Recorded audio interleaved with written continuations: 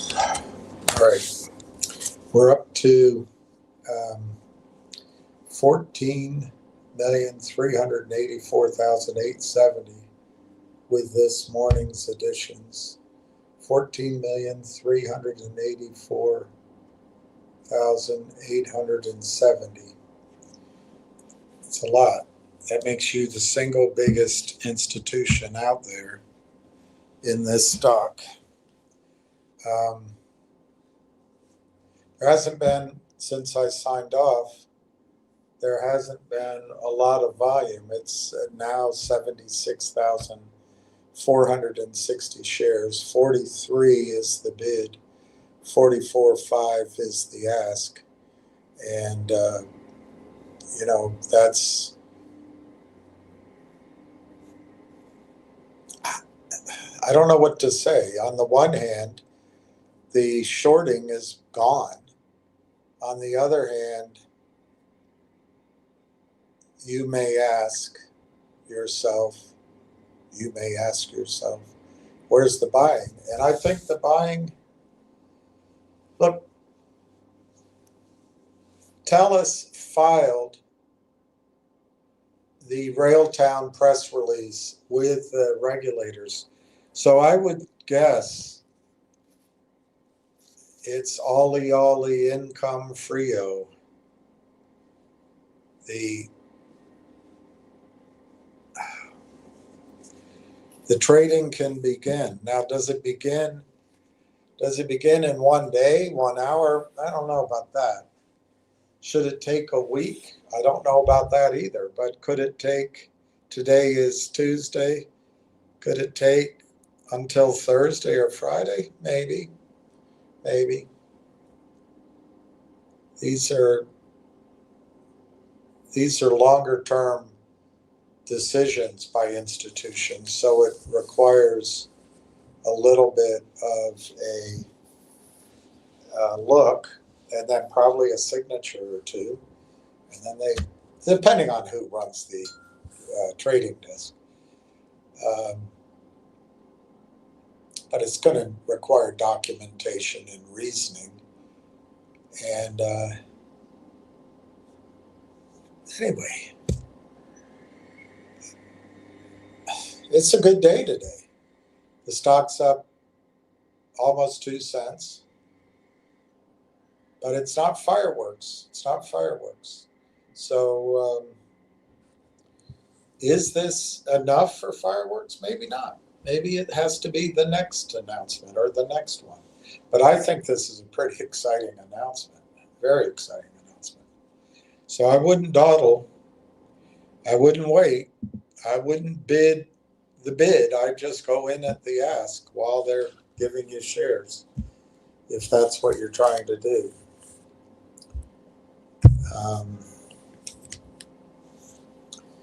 So I took a break. I didn't really plan much, so maybe what I will do is take the chance to get another chapter into your brain of The Great Taking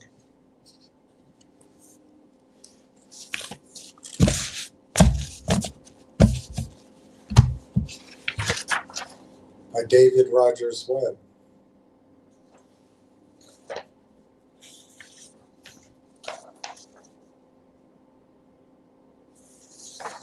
Because sitting here and watching paint dry is not my idea of productive.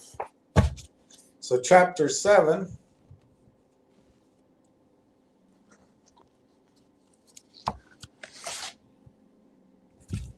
is called Central Clearing Parties. Central Clearing Parties. It's chapter 7. Let's at least go through that. That should take 20 minutes. And we'll see what happens with the stock.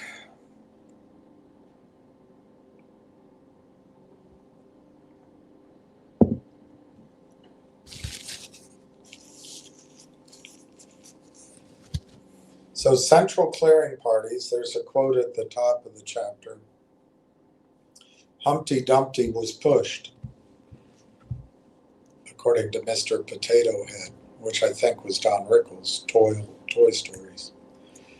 Central clearing parties, CCPs, take on counterparty risk between parties to a transaction and provide clearing and settlement for trades in foreign exchange, securities, options, and most importantly, derivative contracts. If a participant fails, the CCP assumes the obligations of the failed clearing participant. The CCP, the central clearing party, combines the exposures to all clearing members on its balance sheet. Is there a risk that CCPs might fail? Euroclear is an international central securities depository, an ICSD, which was designed to channel customer collateral to CCPs. In 2020, Euroclear published an article discussing the possibility of failures of CCPs called Regulating the Risks of CCPs. In it, we find the following remarkable statements of panelists at Euroclear's collateral conference. Quote, regulators around the world have demanded more capital, more collateral, and more clearing. And to a large degree, they now have what they wanted. And yet, despite the huge efforts undertaken by market participants, there are still two major concerns. The first is that financial regulations from different jurisdictions are not fully aligned with one another. And secondly, that the risks in the financial systems have been concentrated into central clearing counterparties, CCPs. These two issues come together in the upcoming regulatory push to devise resolution and recovery regime for CCPs around the world.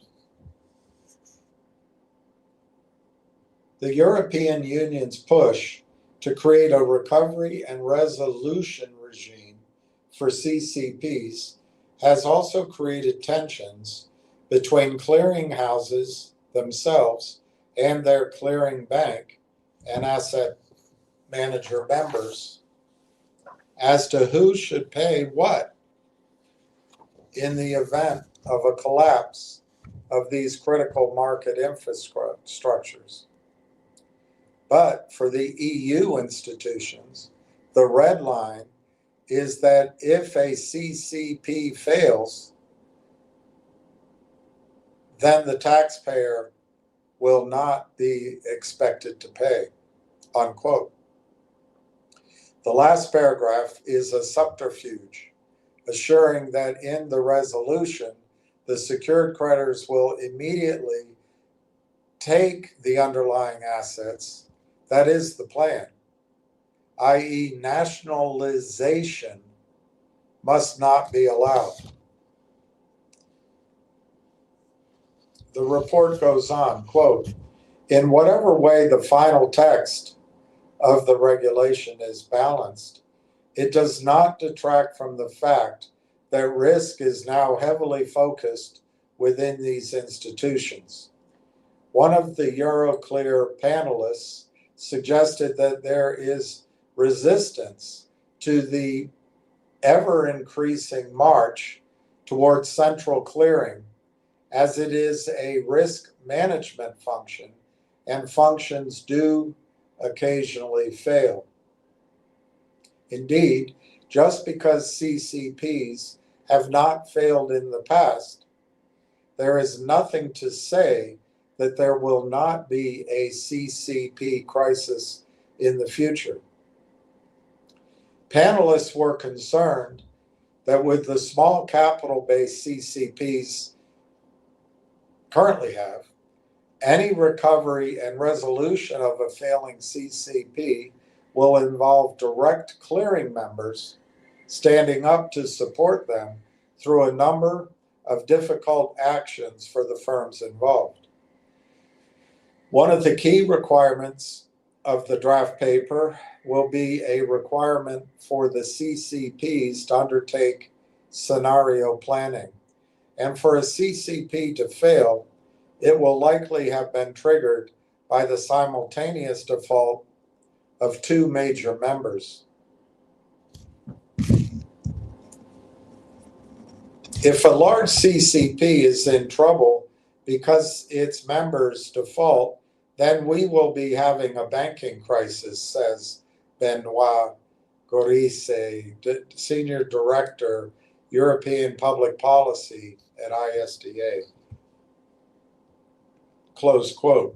In 2022, the Financial Stability Board and the Committee on Payments and Market Infrastructures at the BIS published the report called Central Counterparty Financial Resources for Recovery and Resolution,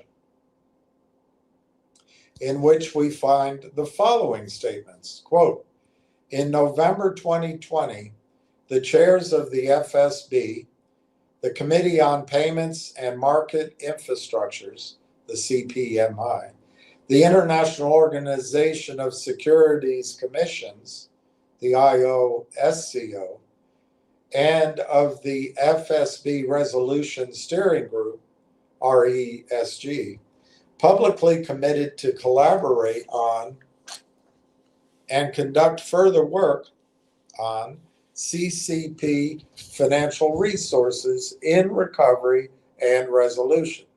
Such work would consider the need for and develop as appropriate international policy on the use, composition, and amount of financial resources in recovery and resolution to further strengthen the resilience and resolvability of CCPs in default and non-default loss scenarios, unquote.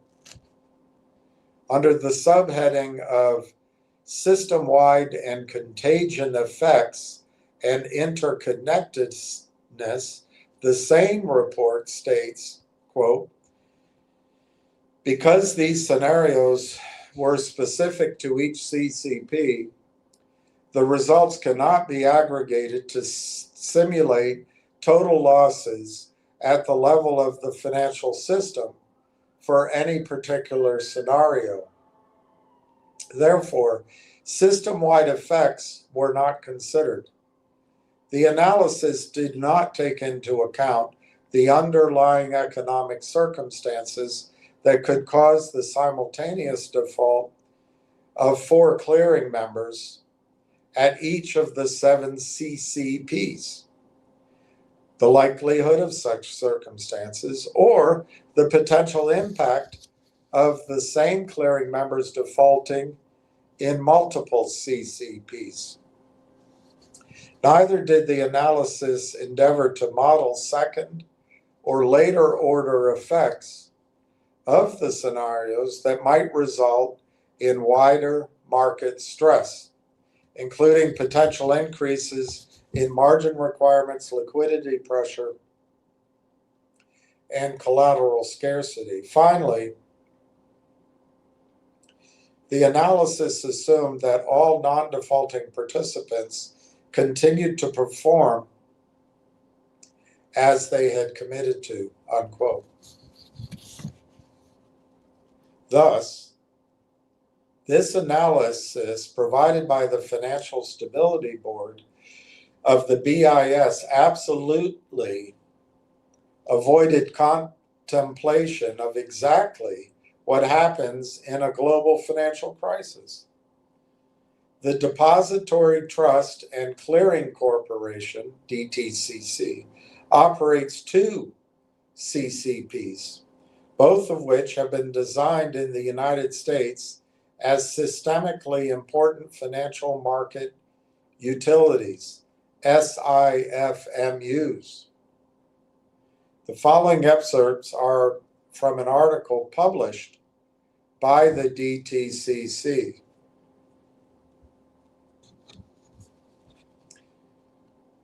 Quote, with 3 of DTCC's clearing agency subsidiaries declared as systemically important financial market utilities, SIFMUs, Posmenter, the DTCC head of Clearing Agency Services and Global Operations, said, there has been significant effort and discussions this year to update the clearing corporations and the depositories' recovery and wind down plans. He asked panelist Stephen Peccia, DTCC Managing Director, Recovery and Resolution Office, about updated wind down rules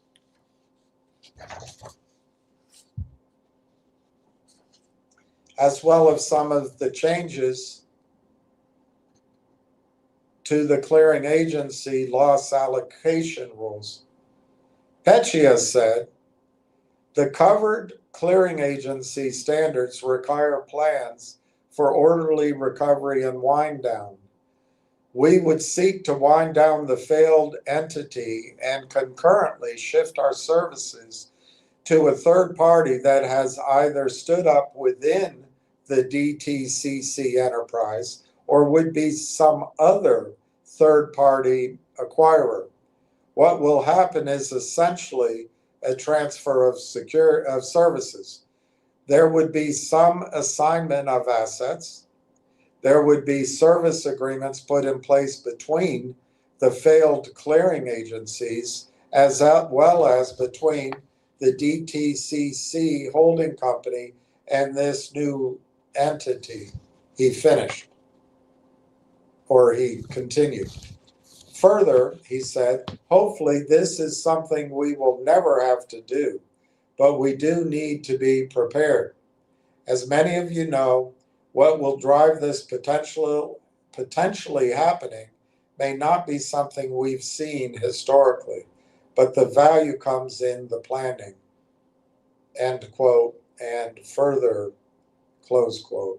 So, something which has not been seen before will drive the imperative to start up a new CCP, and they are planning for it to happen. DTCC has provided a video clip titled Perspectives on CCP Risk Management, in which Murray Posmenter makes the following statement, quote, we believe the level of capitalization of a CCP is a key component of its overall resiliency. CCPs must be sufficiently capitalized in order to withstand losses from both member default and non-member default loss events. In response to this, we have implemented a comprehensive capital framework to effectively measure and mitigate risk and to support the resiliency of DTCC and our subsidiaries. Close quote. What then is the capitalization of the DTCC?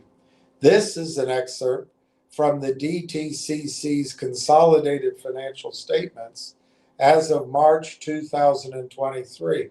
Quote, the Depository Trust and Clearing Corporation is the parent company of various operating subsidiaries, including the Depository Trust Company, National Securities Clearing Corporation, NSCC, Fixed Income Clearing Corporation, FICC, DTCC ITP LLC, the ITP, DTCC's Deriv/Serve LLC, Deriv/Serve, DTCC Solutions LLC, Solutions, DTCC Solutions UK Limited, Solutions UK, Business Entity Data BV, BED, collectively the company or companies. This is all, close quote, this is all of DTCC consolidated, i.e. the whole enchilada.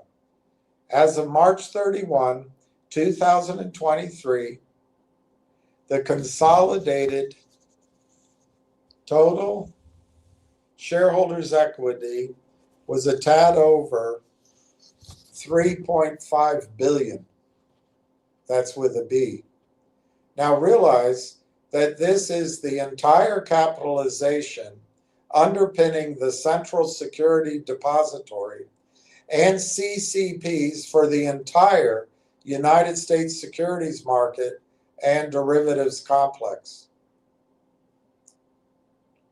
Contrast with this with the cited statement.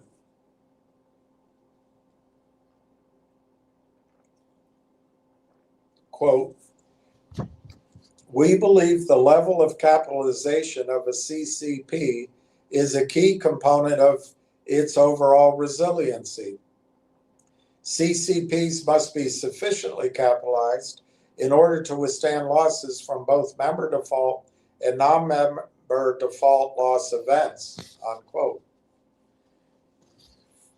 This is one of the many open deceptions which are unpleasant and inconvenient to see, and so readily dismissed.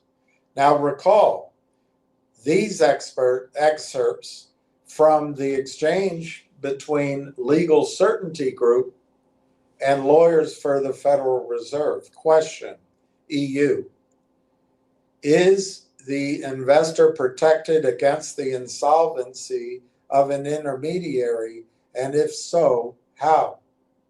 Answer, New York Fed. An investor is always vulnerable to a securities intermediary that does not itself have interests in a financial asset sufficient to cover all of the securities entitlements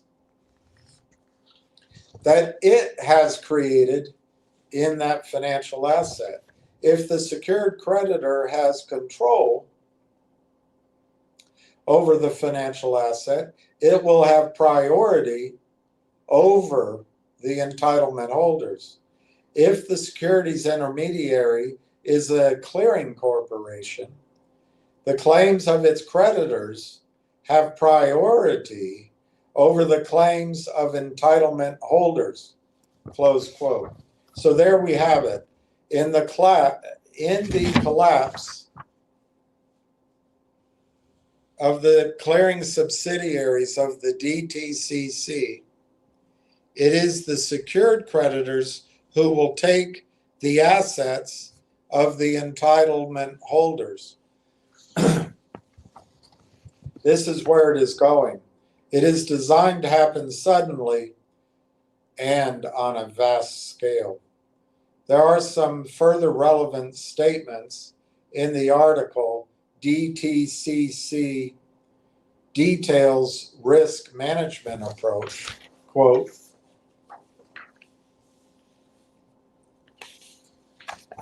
much of the debate recently has focused on whether CCPs should make larger contributions of their own capital to the loss allocation waterfall as a way to make sure that their risk management is prudent and that they had their own skin in the game.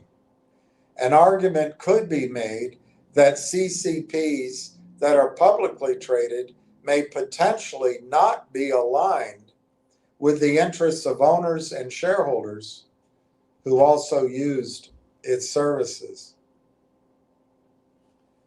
Posmanter said, we felt it was very important to point out that this argument isn't applicable to DTCC's CCPs because, in essence, the source of our capital is our users.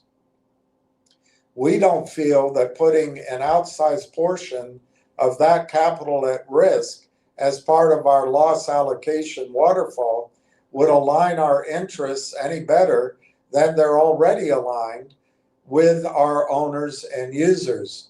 We look at that as a potential source of instability in a stressed market. He further added, while we're in favor of having some of our capital in the loss waterfall, we think that having a very transparent methodology and a static percentage of our operating capital in the waterfall is what's most appropriate for us.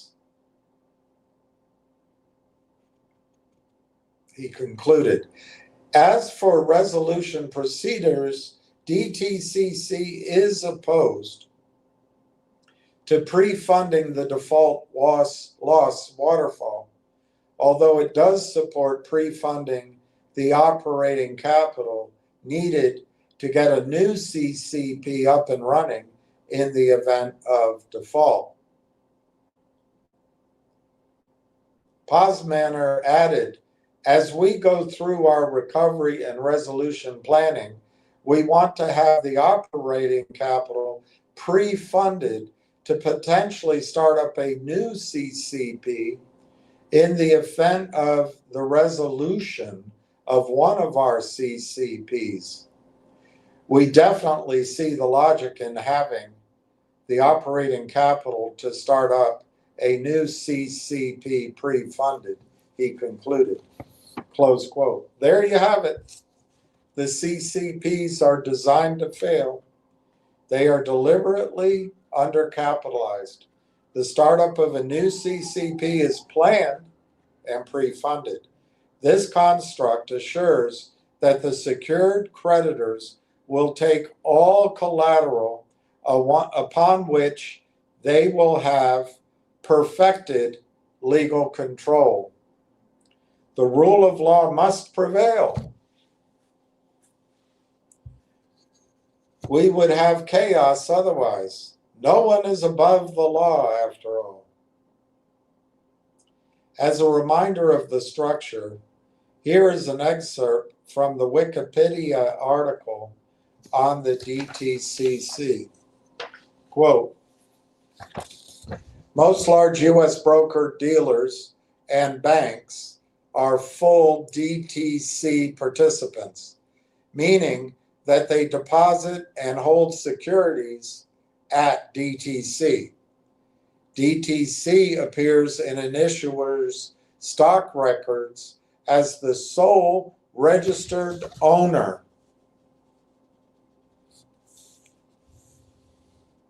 of securities deposited at DTC.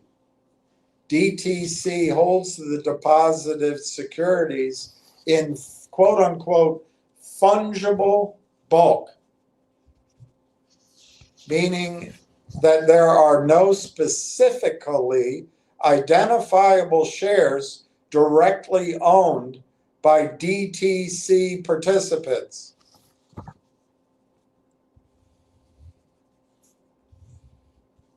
Rather, each participant owns a pro rata interest in the aggregate number of shares of a particular issuer held at DTC. Correspondingly, each customer of a DTC participant, such as an individual investor, owns a pro rata interest in the shares in which the DTC participant has an interest. Close quote. With the explanation provided by the Federal Reserve Bank of New York, you know what this means. That's the end of chapter 7. And we'll save chapter 8 for later. But do you see,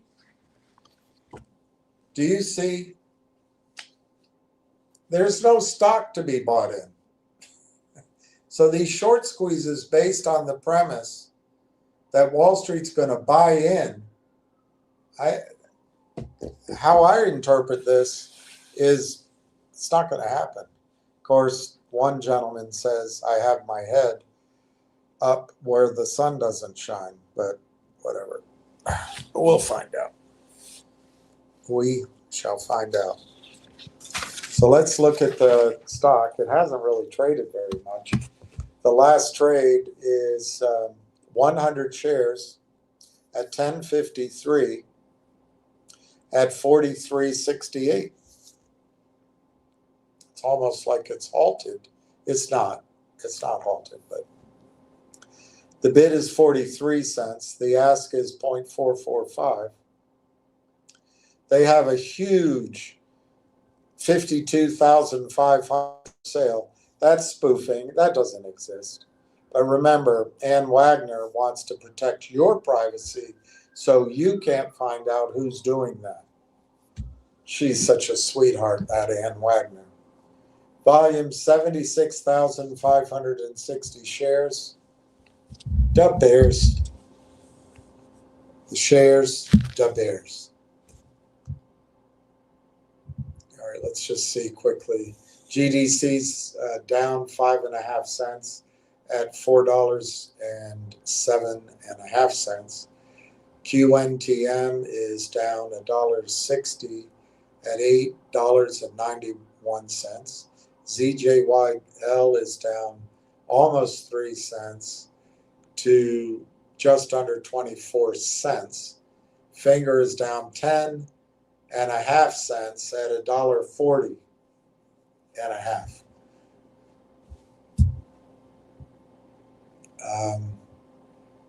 Dick Cheney died.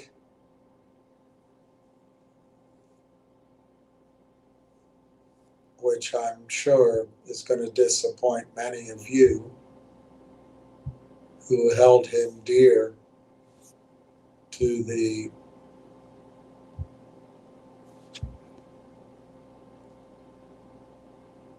new American century.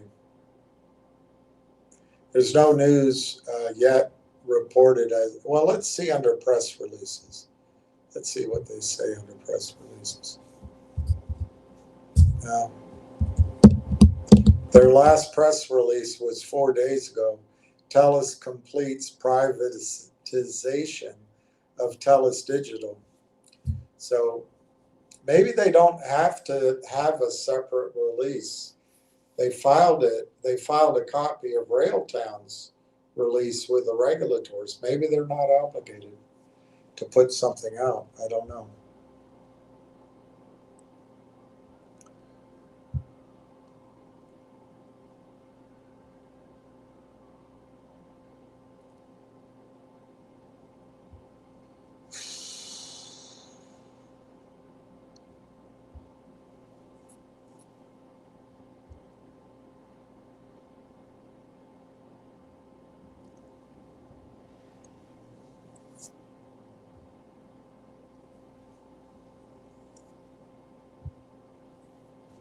Ground stop at National Airport.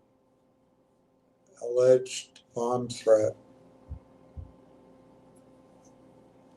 Transportation Secretary Sean Duffy warns of air travel mass chaos and possible closure of airspace. Swell.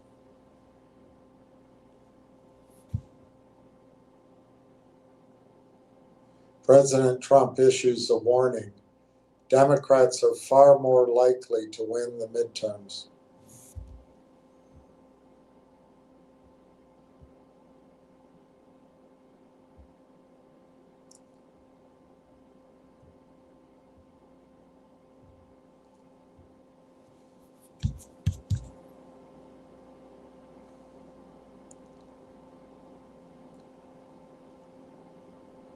Big Short star Michael Burry's $1 billion bet against tech giants shakes the market. I think that trade will work. I just don't know. It's hard to call when. Oh, a clone. I wish I had cloned Lucky. Chaos across America as bomb threat halts all flights in and out of D.C.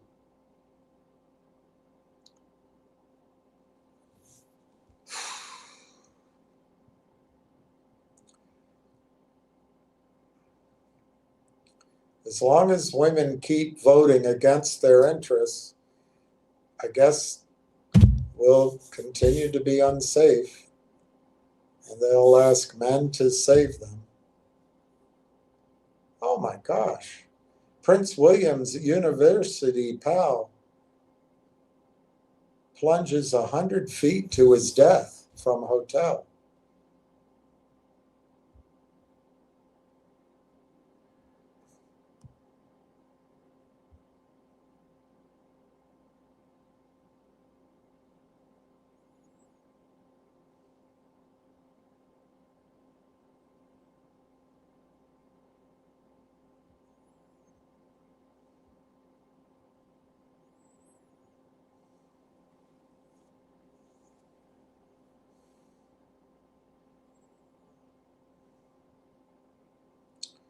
All right, let's see what's going on.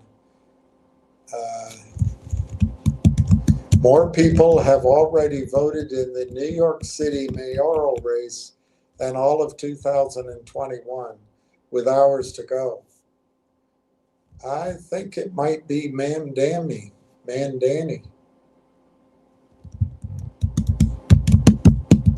The Jets traded star cornerback to the Colts. Why not?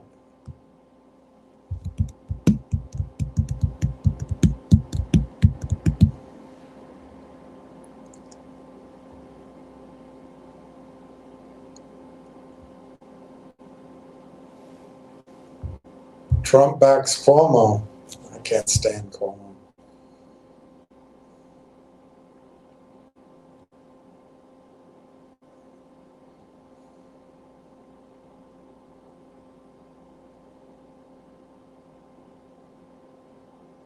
All right, let's see what you all are saying. Let's see what you guys are saying. Let's see the price just before I go into that. Railtown last trade 43 cents, 0.4315. The volume is 77,560. The bid is 43 cents. The ask is 44.5. The last trade was 1,000 shares at 0.4315. It says 1053 on my time and sales. That doesn't make sense. So I don't know how they report it. All right, let's go down. Red Pepper Ronnie, hello, thank you for joining. Fast Eddie, how are you doing? Red Pepper Ronnie, exciting announcement with TELUS today. I think so. It's having it's, the stock is green, and it's, I would submit it's turned around. But I think it's an exciting announcement, and I think that excitement is going to start showing up in the price of the stock. I just don't know exactly when. Pat M, and we're back. All right, here we go. Ward Richardson, good afternoon, William, and the Railtown crew. Did some deep research last night on Perplexity. I think that's an AI agent, I think. I'm a little bit perplexed. Came up with 10 software infrastructure giants. I'm going to write these down just so I remember them. Salesforce,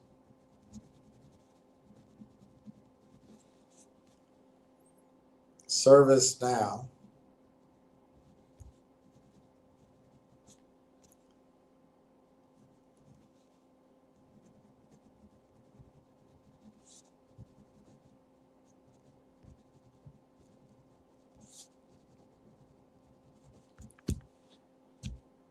Oracle, Cisco Systems,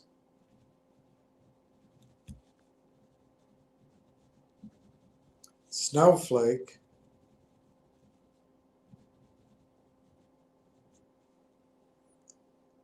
don't they need a safe space? SAP,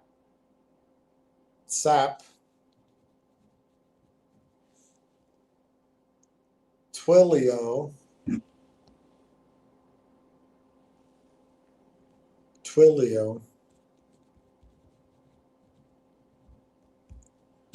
Elastic,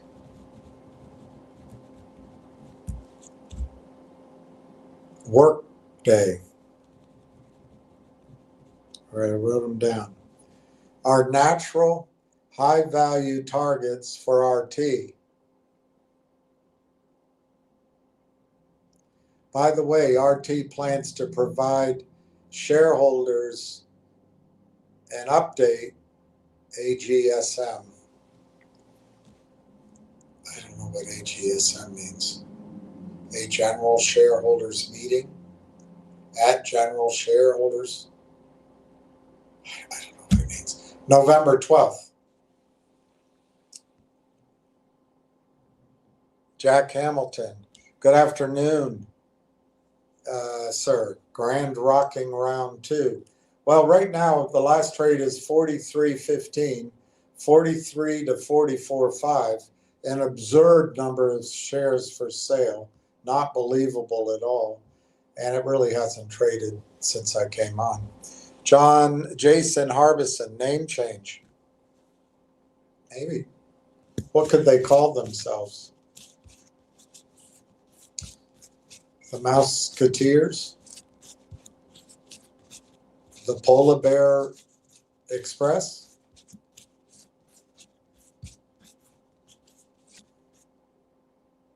The AI company that roared?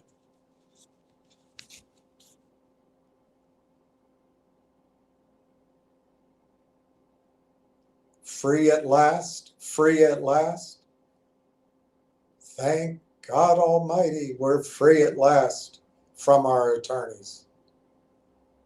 I don't know what they changed their name to. Red Pepperoni, thanks. Ward Richardson, that's great info at Ward Richardson. Jason Harbison, sorry, on name change. No date on it threw me off. Fair enough. That's fair enough. Ward Richardson, Red Pepperoni, or Red Pepper. It sure is. Can you imagine a partnership with Oracle, Salesforce, ServiceNow, or Cisco? Cha-ching, cha-ching. Ward Richardson. By the way, William, I did hear right about the 100 million recurring revenue yesterday. Did not. Oh, I misread you. By the way, William, did I hear right about the 100 million recurring revenue yesterday? Did not have a chance to go back and listen. I didn't listen either. We could try it again. You know, it's 2:13. We could listen to the interview again. There's no harm in saturating ourselves in info, but we can try it again. Dirty Randy, Ward, where does it say shareholder update on the 12th? Can you post, please? Good question. Giuseppe Ingran, round 2, weigh in. Would you consider reaching out to Rebecca via Twitter DM to set up Corey or even herself for a little Q&A?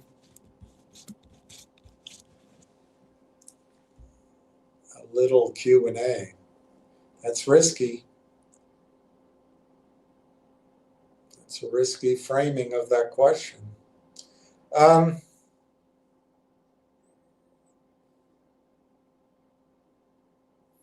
I wouldn't do it on Twitter because I don't know how to use direct messaging. I could call in, and I'd be glad to have an interview with herself. Just, and she'd probably I'm guessing, would be glad to get to know you guys, because she has a whole series of interviews in other companies too. So I don't see why she would reject that idea. Yeah, I can do that.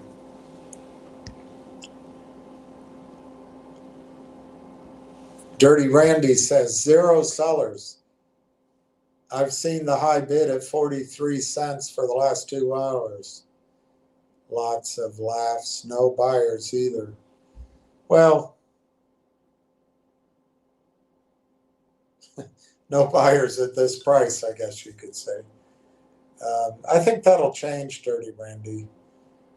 I'm not clear why TELUS hasn't made its own separate press release, but they did file the news. So what would cause a reluctance to buy on the part of larger shareholders? I don't know. I would guess it's just a matter of getting to know the story. And I have a feeling there's going to be more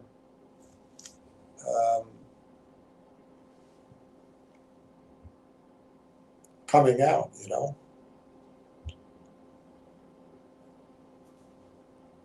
Ah,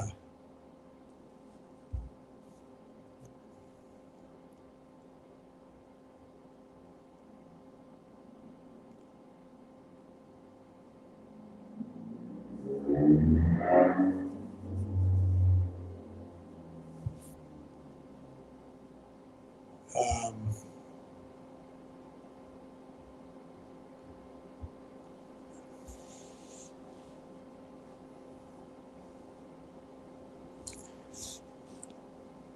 a friend of mine gave me his opinion, and he thinks that this announcement opened the door to more, more to come, basically. And I agree with him. I agree with him. But you're right, Randy. It's just dead in the water. I would say that means retail's not buying, although retail should be buying. Clearly, insiders, whales, large investors, institutions are not selling. But then the question comes, why aren't they stepping up? It can be everything from they're not allowed to buy stocks under $1 to whatever framework of a standstill agreement, or I don't know what to call it,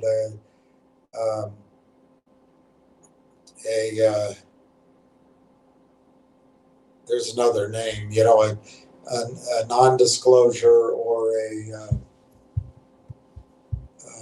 there's another name too.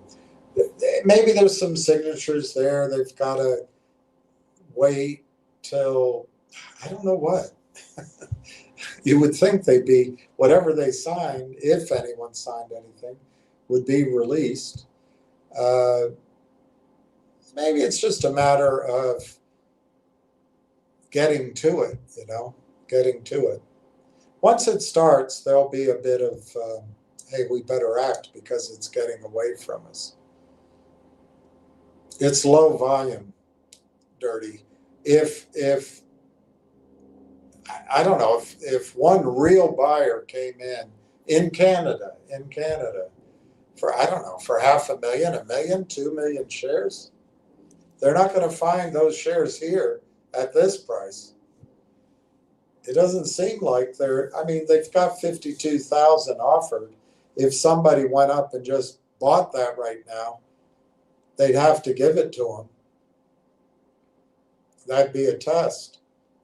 But how much longer are the stock loan desks just going to give carte blanche to the counterfeiters? I don't know.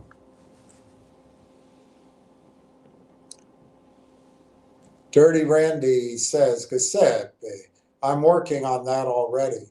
Cool. All right, so XRP wants you guys to move your money over to other things. I don't think you should do that. Let me give you an example. If you own,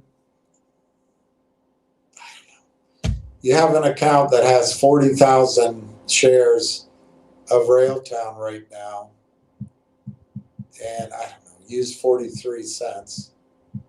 You've got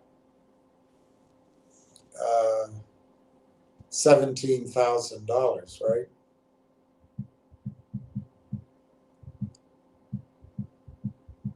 $17,200. If you start moving that now to get into XRP Plumbing's ideas, pell-mell, you reduce that 17,000 exposure to Railtown. But if you waited, if you could have the fortitude to wait, let's say 90 days, let's say to January,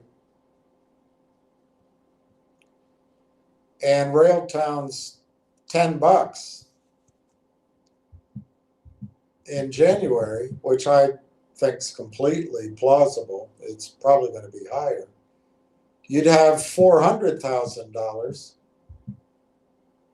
If you trade, I mean, even if you traded a full 17,000 at that time, you could borrow it or you could sell some stock. That would only be, 4% of your account at that time. Then it makes sense to do all these urgent things that XRP Plumbing is talking about. But do you see the power? By just building your account first, you can trade 17,000 will be 4 or 5% of your account. Right now, it's your whole account. Do you see what I'm saying? XRP, bait, whatever bait is, well named, coin, Bitcoin, it'll all be there in 90 days. There's always a trade in that hot potato stuff.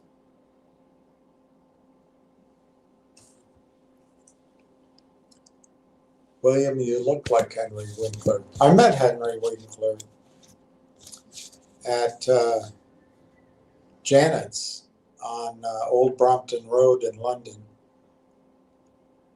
In one of the only places that they free poured their drinks. And every now and then you could have a good conversation. And it stayed open past 10 if you were quiet. Janet would come in. She always let me in. But one night I went in, and sitting in the corner, sort of toward the door, was Henry Winkler. He looked at me, I looked at him, and we said, hey.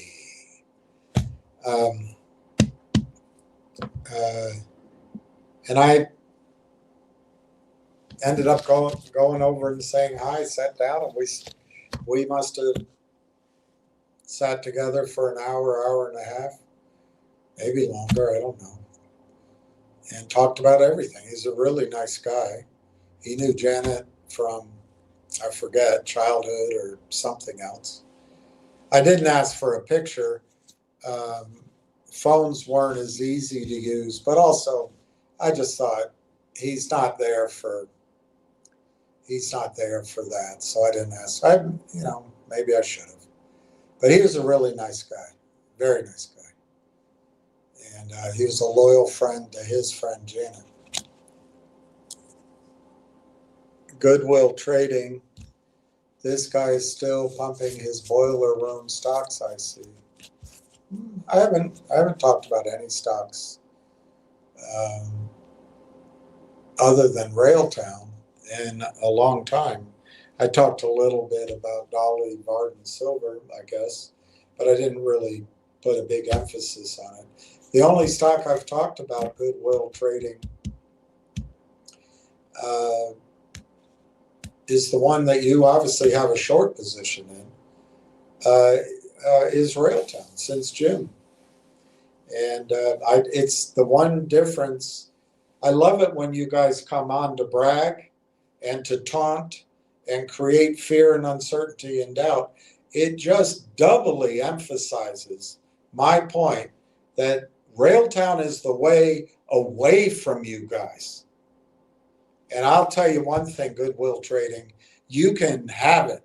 You can have all of what you call boiler room stocks. You can have it all. Your whole empire of dirt. You can have it all. But right now, Railtown is trading down here in the 50-cent range. So you think because you have limited understanding of any one particular stock, you just set your computers to punish them all. You think this is automatically a boiler room stock. It's not. It's a Canadian stock exchange stock, and they just finished the acquisition of the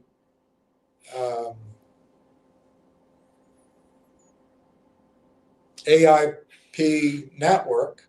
They just finished that, which is great news.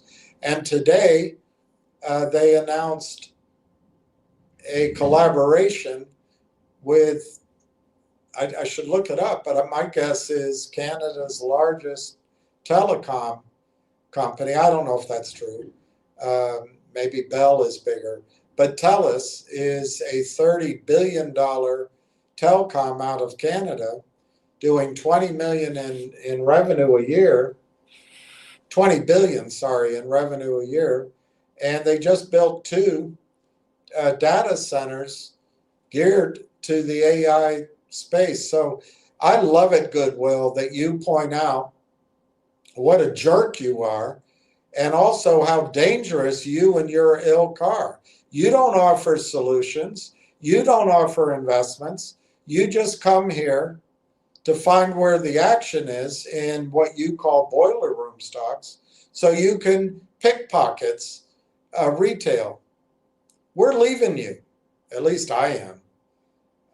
I have no interest of getting down in the muck with guys like you. To me, you're nothing but scum. But thank you for re-emphasizing my point. XRP, let's hope Dick Cheney has the most unrestful time on ground. Well, I don't wish that on him.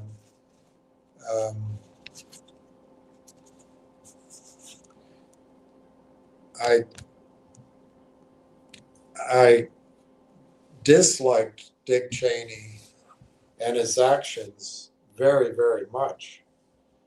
But once anybody goes to meet his or her maker, I don't wish ill on any of them. I got enough to focus on with my own, my own reckoning. But account settings, Rebecca just reposted my video, the whole thing, this morning. Good Lord. I've got to learn how to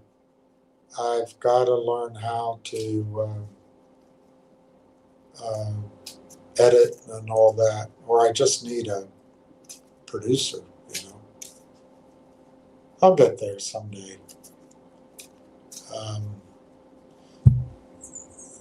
I was trying to look at the price, but I'm not on the right page. The price is $43.15, 43 to 44.5. Still only 77,560 shares traded. So we'll see what happens to Goodwill Trading. Julius, good things are coming. Round 2, let's go.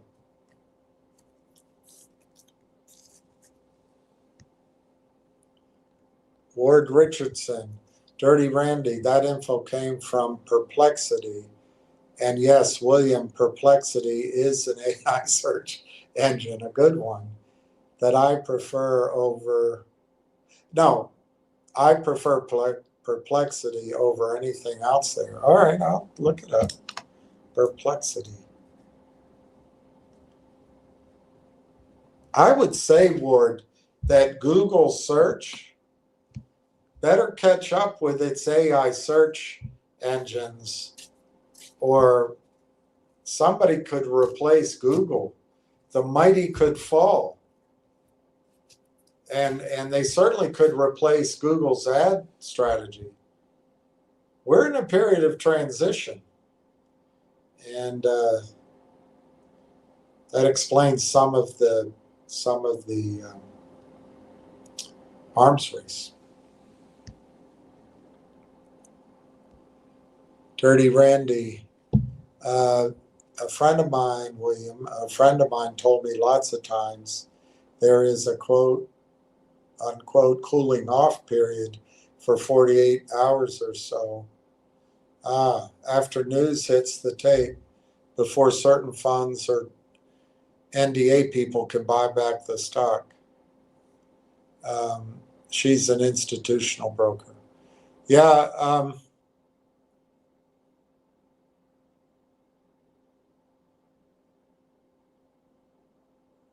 I don't remember I had some institutional clients, but I wasn't an institutional broker. So I don't per se remember the rules. But I do remember there always seemed to be a little bit of a lag, a day, like you say, maybe 2 days. There always seemed to be a lag. So when good news came out, the whole thing, buy the news, sell the rumor. And then eventually when the news came out, I used to notice there was an opportunity, and I would try to get clients to do it, to buy the stock because it's going to go up. But it's funny, human psychology, I guess, is just not geared that way. We go, oh God, the news came out and it's not up. So we wait. But this is the time to buy. And this is the greatest time to buy. It's the greatest time to buy. You know the news. You know what it means. Well, you don't know exactly what it means. But it's pretty powerful. Pretty powerful.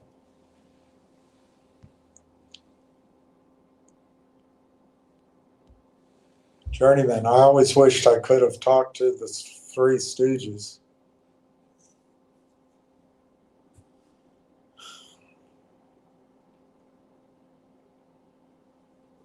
Well, thank you for sharing. I really don't know what to say to that.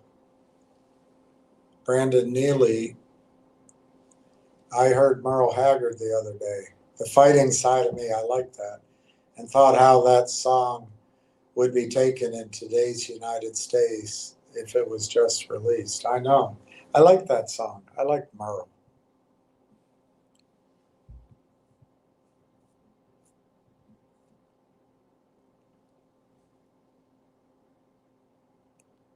Giuseppe, Randy, nice.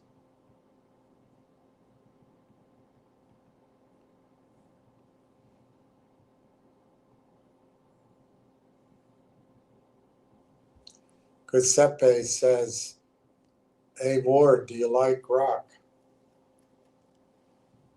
I like Gronk. That's who I like, is Gronk. Gronk is a good boy. That's who I like.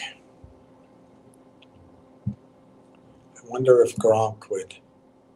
I wonder if Gronk would.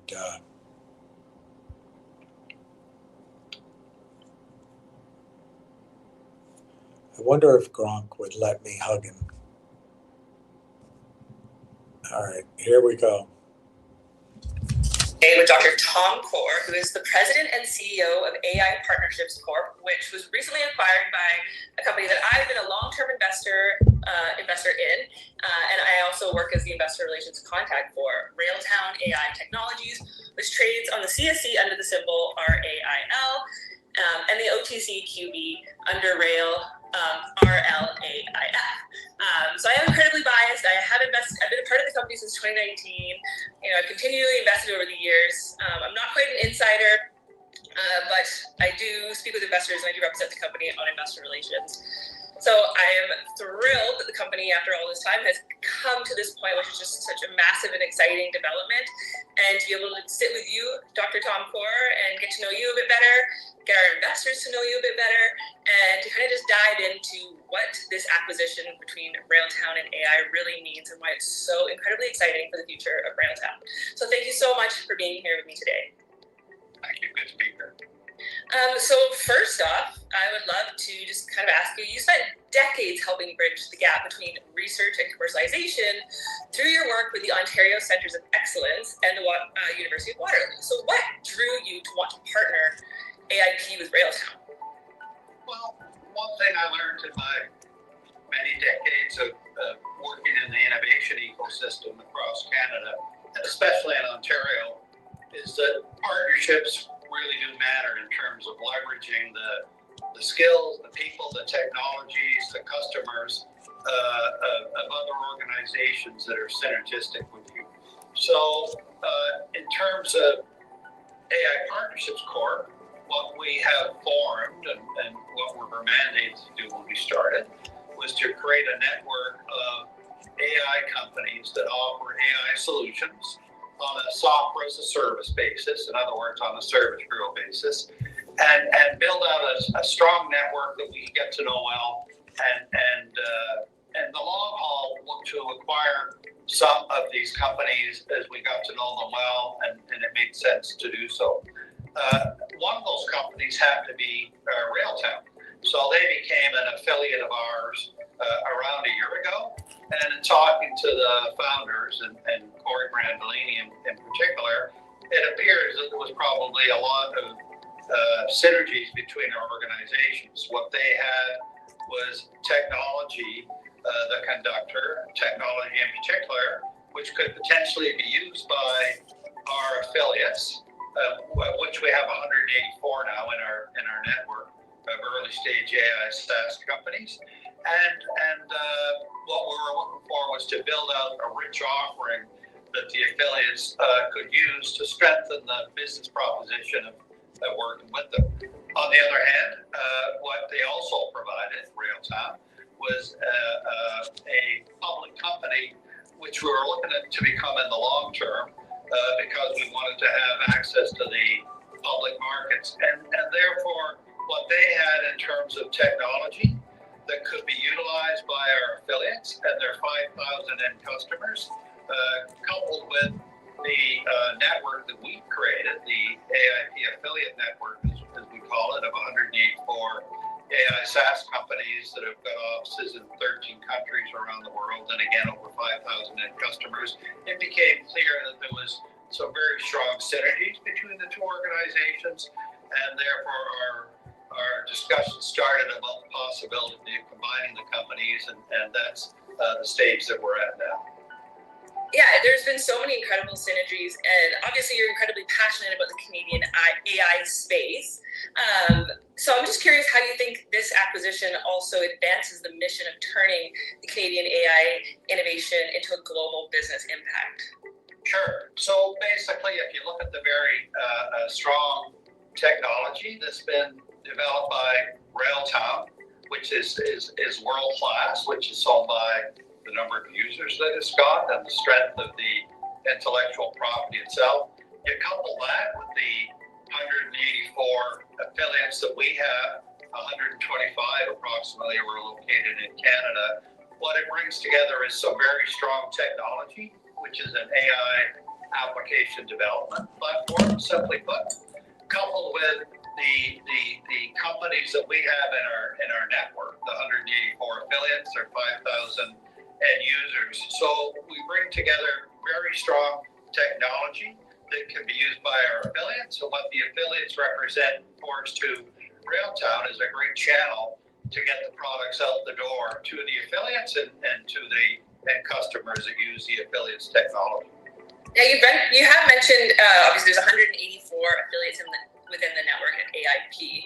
So from your perspective, what makes like Railtown's conductor platform uniquely valuable to those affiliates? Yeah, so most of them are early stage companies.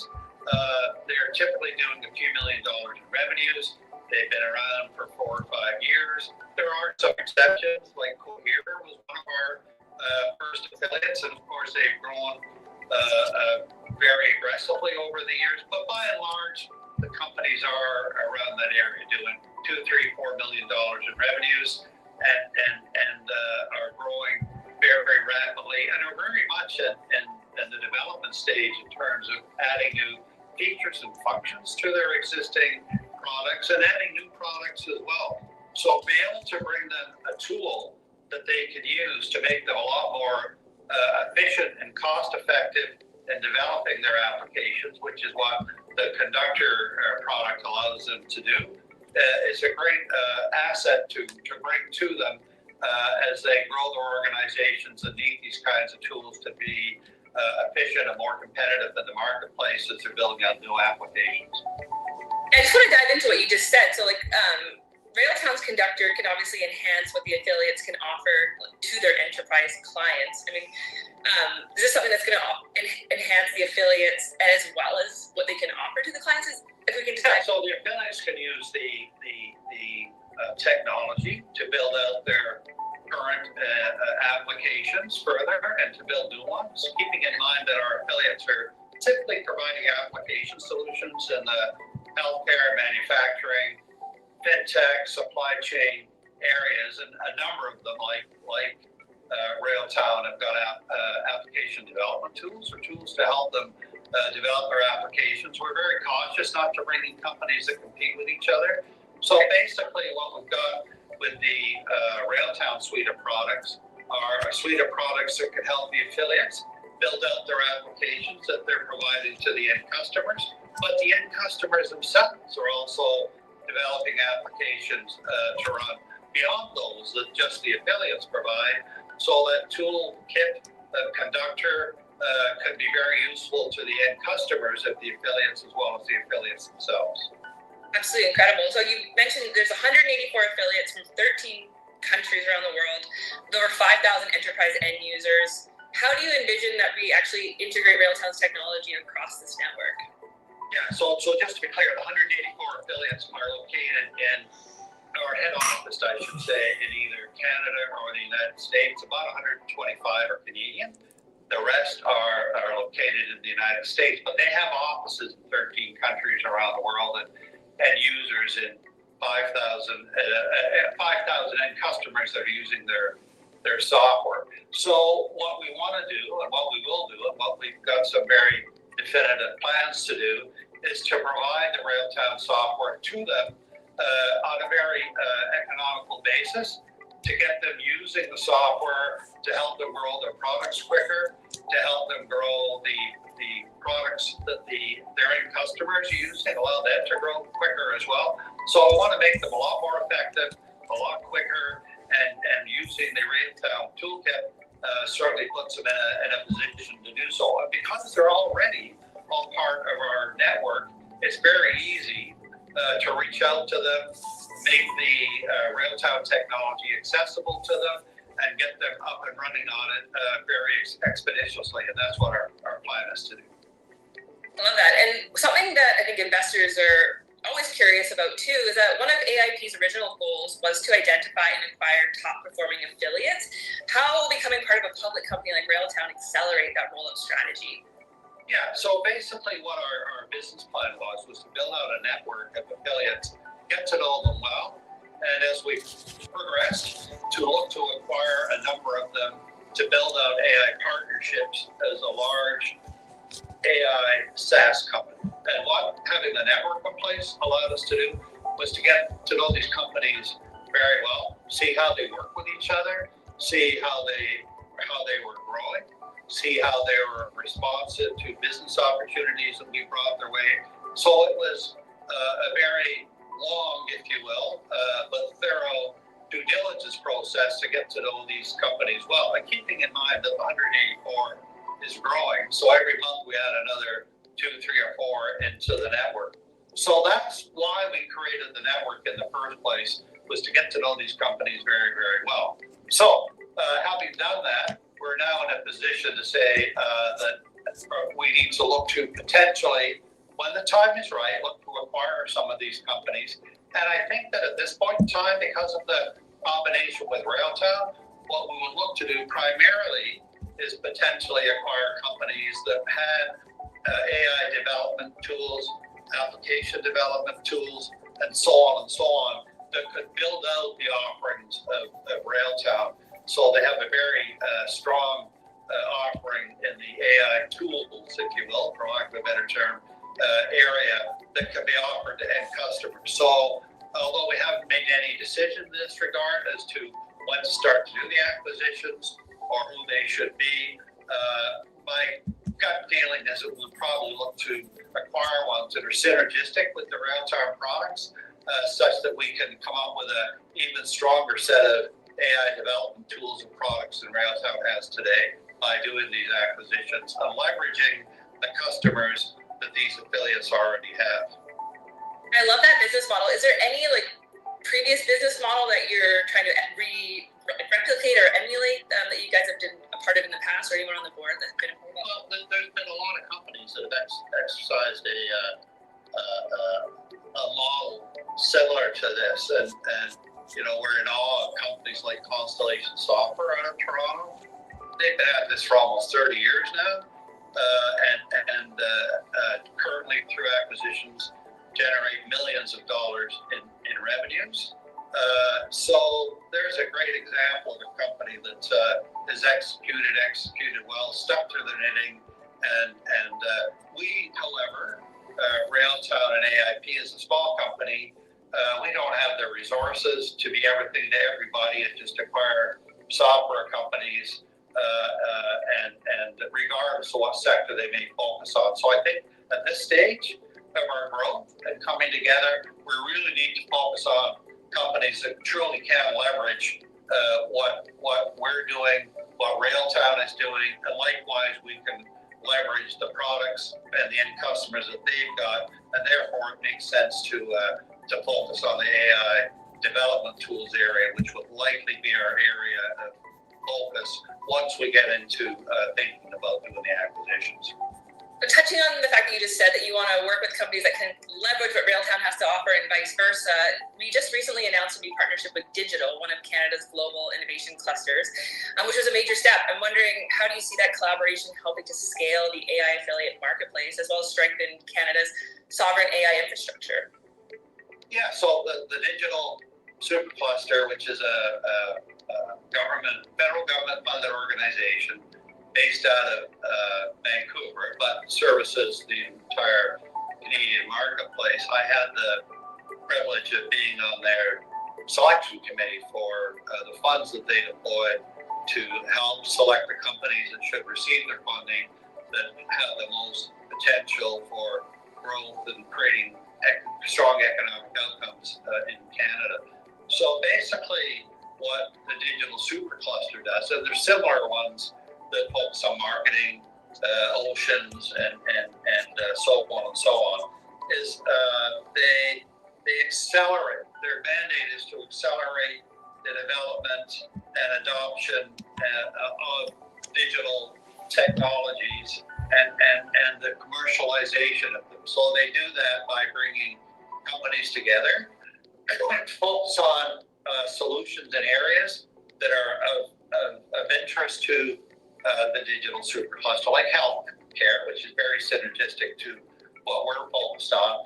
And basically, what they do is bring these companies together, focus on areas that are of importance to them, importance to the Digital Supercluster in terms of vertical market focus, and basically through full investment in these companies, cross industry, bringing them together, the collaboration that they bring together when these companies come together in these various sectors, the IP creation and so on is very synergistic to what we're doing.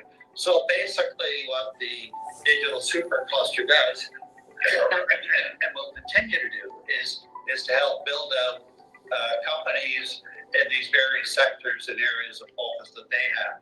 and our affiliates, many of whom are already members of the digital supercluster, can leverage their capability to help them grow. So we view this partnership with the digital supercluster as being key to providing even more resources to the customers of Railtown and the customers and affiliates of AIP. So it's a win-win situation all the way around. Brings more resources to our clients, and for the digital supercluster, brings them more users that they can leverage as they work to meet their goals of building out digital technology, solving real world problems in Canada, and the commercialization of these. And to some degree, the fact that AI Partnerships has got 60 some affiliates that have to be US based, and we view that as a very positive thing, even with our typical mandate of serving the Canadian market, because a lot of the small companies that, and this isn't just AI specific, but a lot of small companies have issues in terms of expanding beyond the Canadian market. So having these 60 affiliates in the United States give all the Canadian ones a great channel to get their products through those affiliates, the American affiliates, into the U.S. marketplace, which is a win-win for everybody. Yeah, really. I mean, I've learned a lot about the AI space from working with Railtown and being an investor over the years. And, you know, Railtown being a part of, say, Amy and Mila, and now there's organizations like AIP and Digital. It sounds like, you know, Canada is really trying to position itself as a global leader in AI. I'm just curious, like, what your thoughts are on Canada's potential to be a global leader in AI and what it's trying to accomplish.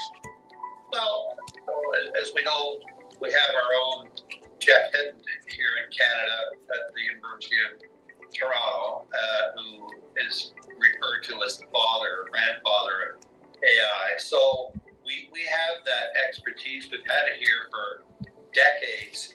And so we really have the people skills coming out of the post-secondary academic institutions to help move the AI mandate, the infrastructure forward. Where Canada's always been a little weak is that we've been really good at creating intellectual property in various markets, various verticals and sectors like AI, but we've always come up second in commercializing it and realizing the commercialization potential and the economic benefits that come from owning, commercializing, and selling on a worldwide basis the technology that we develop here. So I think finally what's happening is you're seeing, thanks to academic institutions, thanks to the federal and provincial governments, companies coming together, i.e. the digital supercluster model is a great example,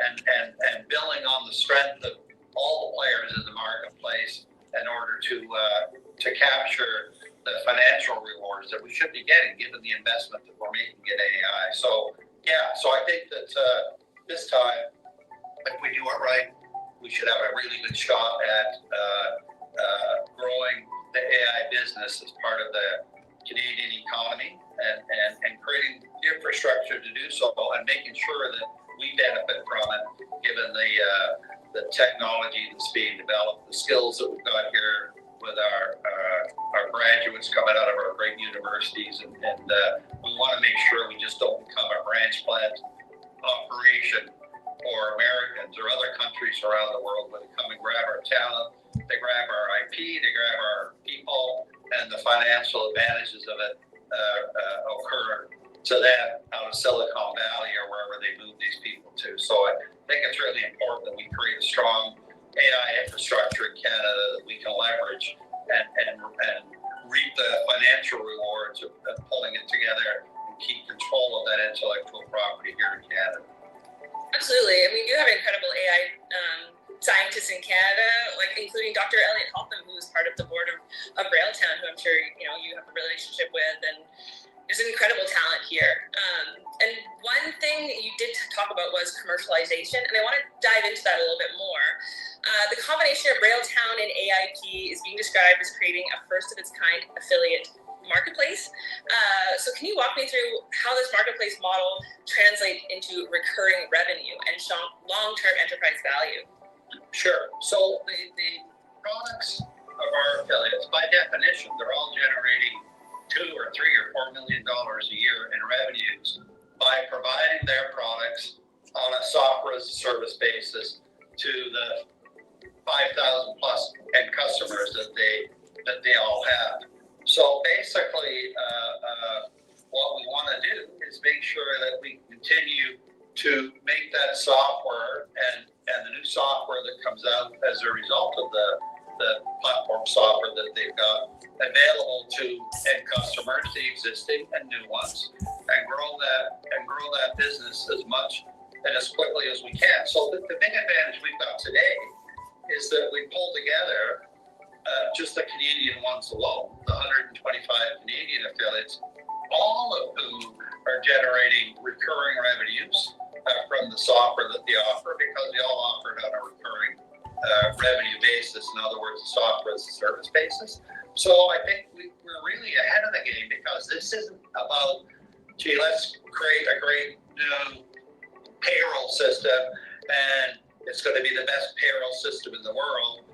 We hope, and let's see how it goes. What we've got is 125 companies, typically, I'm talking about the Canadian ones now, that are focused on, like I said earlier, healthcare, fintech, manufacturing, supply chain, and sector agnostic tools for CRM, for example, customer relationship management. So that software already exists. It's generating revenues, serving thousands of customers, Canadian and abroad, and the more the merrier, the more customers they can support outside of Canada. That's great. We want to bring that money back to Canada. So basically, the recurring revenue model, the marketplace, really consists of the offerings of our affiliates, including those of Railtown, and the ability to keep that revenue here, bring that and put it onto a Canadian platform, a data center platform, which we're working with companies on as part of our data sovereignty aspect of what we're doing. So if we can take those companies, especially the ones, the Canadian companies that are currently using the US hyperscalers, which are primarily Google and Microsoft and Amazon, and bring that technology and their products to run on a Canadian platform, again, which we're in the late stage of negotiating with a number of companies, that will see that revenue flow to Canada. The data center revenue of over $100 million a year that the Canadian affiliates are spending with the US hyperscalers would remain here. So it's all part and parcel of building up a very strong AI infrastructure in Canada, bringing those revenues to Canada, having it run on a sovereign data center in Canada. So all that's needed to pull this AI opportunity together, and we think that we can play a role in doing that because of the nature of the affiliates that we've got, the customers they've got, the software they've got, the fact that they're already producing revenue with the software they've got, the tools that Railtown has got to help them develop more applications and further grow their business. I think it's a great opportunity to pull that all together and create a great Canadian success story. That's really exciting to hear you say. And I'm curious, within that affiliate network, are there any industries that we would see would be a bigger near-time growth engine, whether that's fintech, healthcare, manufacturing? Sure. I think that when we decided to focus on various sectors when we first formed the company, we did so because the research showed us that companies that adopt healthcare technologies, manufacturing, supply chain, and so on, and fintech, were the ones that were getting the best return on investment from adopting AI applications and AI solutions. So that's what we focused on. Now, within our 184 affiliates, the bulk of them fall into one of those sector buckets, if you like. There's also some that have got technologies that don't, like customer relationship management, which is across sector solution, obviously. But we focused on those because that's where the growth was. We wanted to make sure we were getting involved with affiliates that were serving high growth markets, and that's where we landed. So I would say that all four of those areas, as they were 5 years ago when we first started looking at where the growth was happening in vertical markets through the adoption of AI, the story still holds the same. Those four sectors are still in a fast growth mode, and those are the ones that we still look to attract to bring into the network, because it reflects in the growth that they're bringing, helps the other affiliates that they work with grow their companies, because the more they're growing, the more customers they've got. And as the affiliates work with each other to cross-sell to each other's customers, we want to see that customer base growing as quickly as possible. And that's why we're focused on these high growth areas. Love that. And having led so many innovation ecosystems over the years, is there anything that personally excites you about this next chapter with Railtown? Oh man, it's just having created that huge network of affiliates, the 184 of them, especially again the Canadian ones, and now being able to go the next step by providing this great Railtown technology to them, having them become a channel to use it for them and their end customers, is just phenomenal, because most companies just don't have the luxury of doing that, because who else has created a network of 184 AI SaaS companies, and who else has made that huge investment in the toolkits like Conductor that Railtown has? So bringing both of those things together, and because of the synergies between what Railtown's doing and AIP's doing, I think it just is going to be a great success story. Still a lot of hard work ahead of us, but nevertheless, I in my career, I've been at this a long time, I've never seen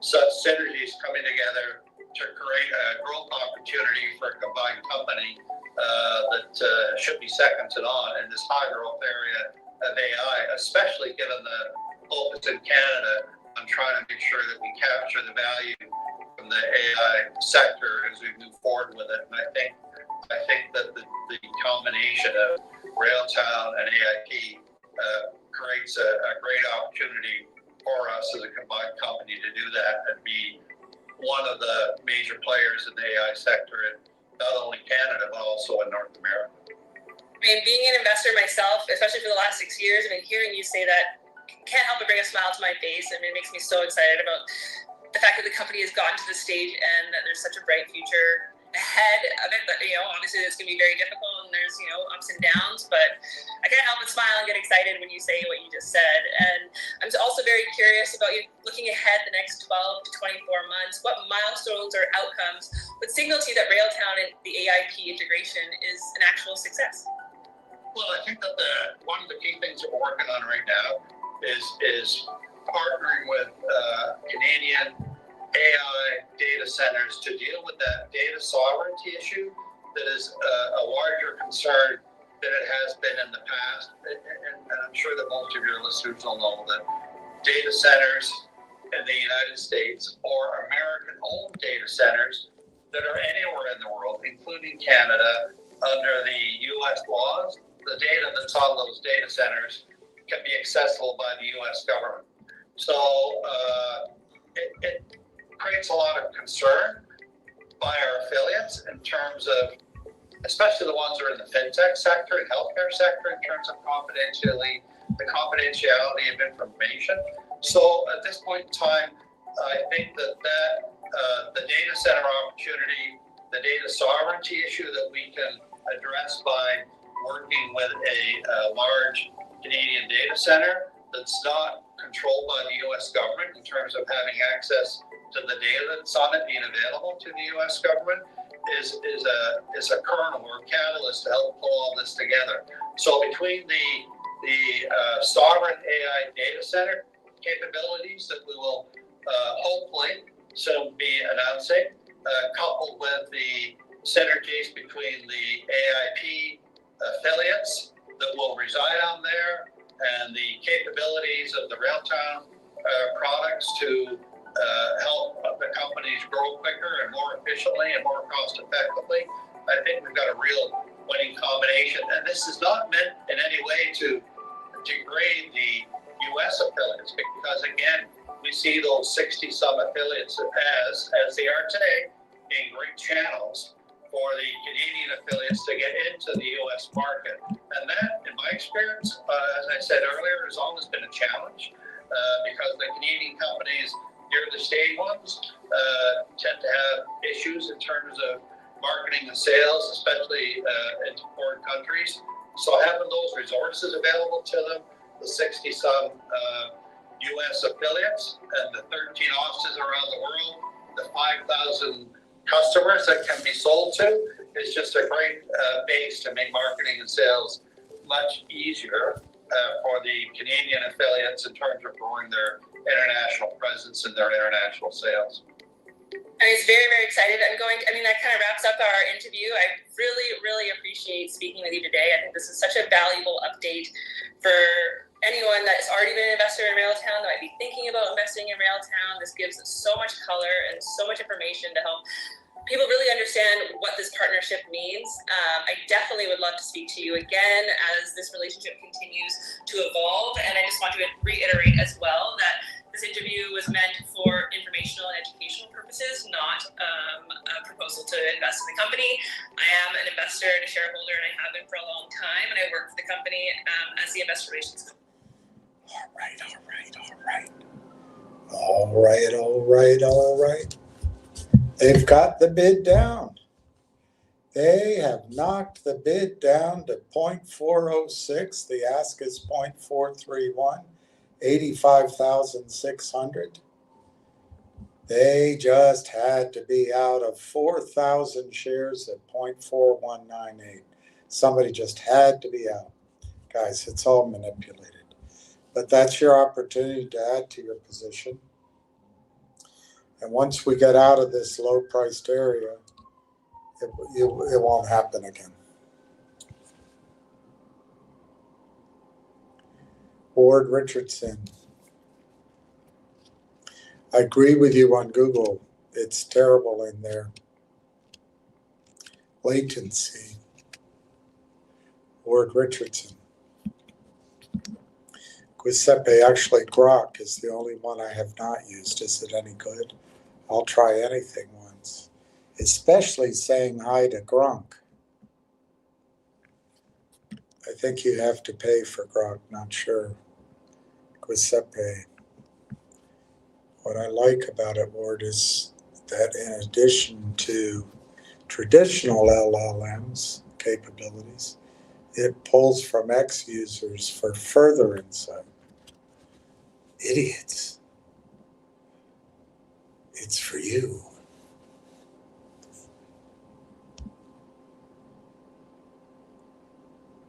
Free with the X app, Elon. Ward Richardson. I will check it out this evening. Thanks, Giuseppe. Yeah, we got 12,500 on the bid at 0.406. The ask is 0.431. I wrote down a target price for November 5th on my calendar. I doubt it's going to be any more accurate than anything else I wrote down, but let me see what I had. That's tomorrow, right?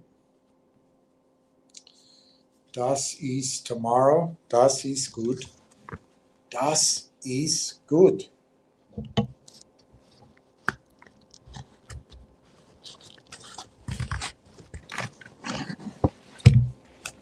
Yeah, I might have done that, Eric. Let's see what I wrote.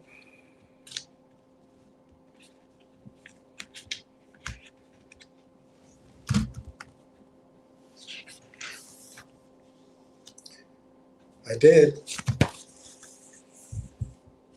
70 cents. 70 cents for tomorrow. And for the 12th, I wrote $1.10. For the 19th, I wrote $2.50. For the 26th, I wrote $3.75. Not that it means anything. Not sure if my note is correct. 65? No, I wrote 70 cents. I might have said 65 to 70, maybe even 70. But what I wrote down is 70 cents.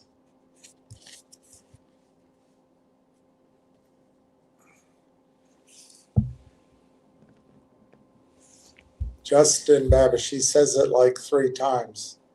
How much they don't want to be sold out to US hyperscalers. Microsoft is out. Maybe. So my number 2 on my list would be the place to focus. Maybe I should put that number 1.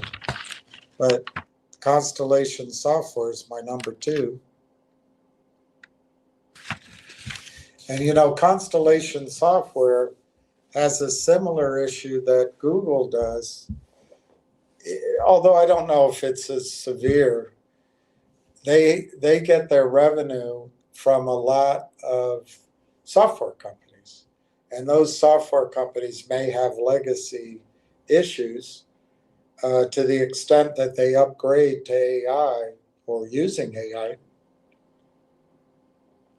I guess Constellation would still get the revenue, so it may not be an existential issue. However, imagine if Constellation Software could offer the tools that helped all of its companies upgrade and improve revenue and lower costs.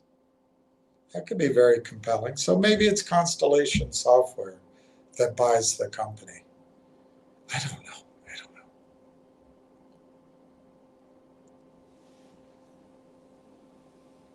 It would have to be like $1 trillion before they give control to a U.S. company.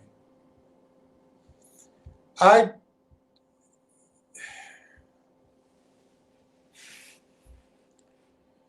don't know where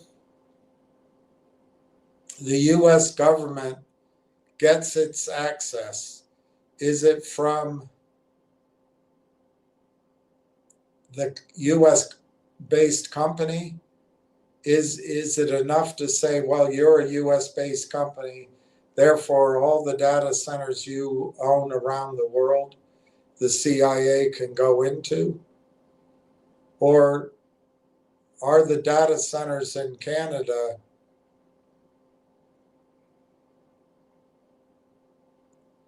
I don't know. I can see your point, Justin. I can see your point.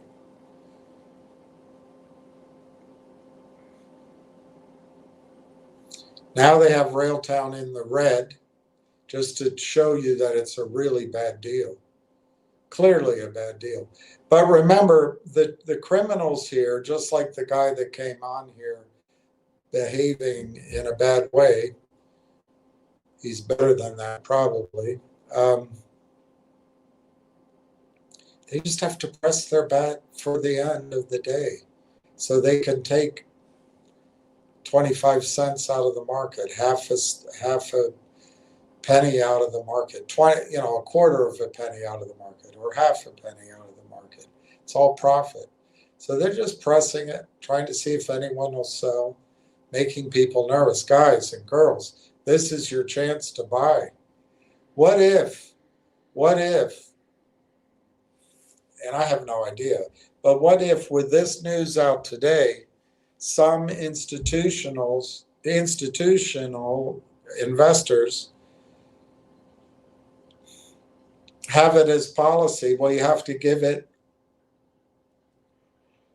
1 day before you buy. What if tomorrow there's buying that comes in?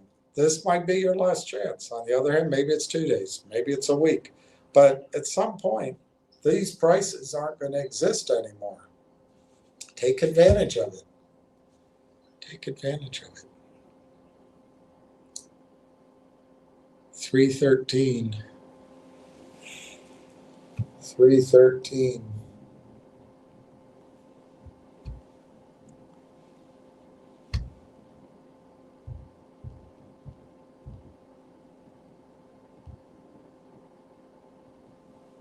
Breaking records.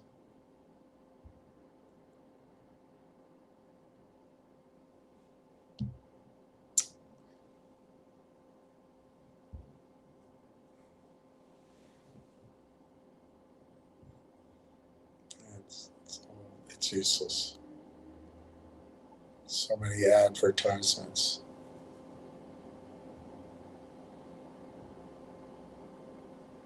Charles.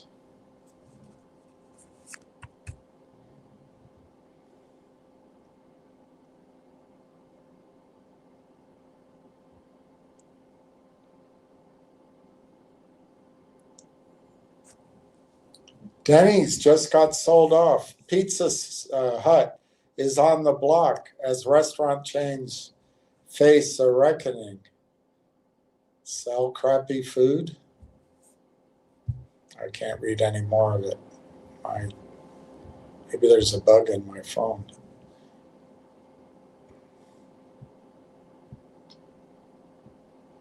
California is going to gerrymander so there's more blue votes.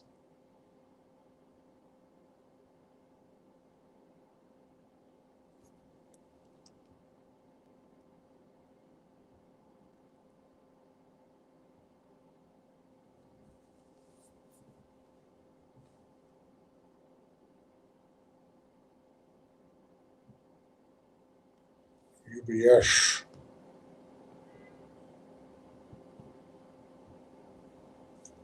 National Airport back in service.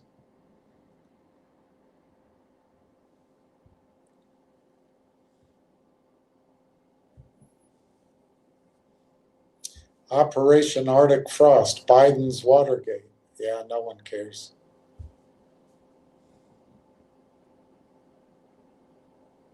Migrant health care is a catalyst for the shutdown. Texas is going to be Y'all Street. So Wall Street's going to move to Texas.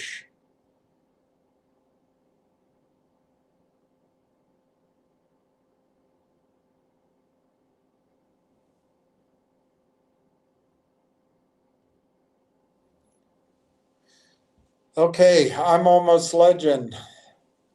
Happy Tuesday, Sir William. How would you adjust your price prediction from today to the end of the month and year's end? Like I said once before, though it's disappointing, your recent price predictions didn't come to pass. You're the only person who will admit you're wrong.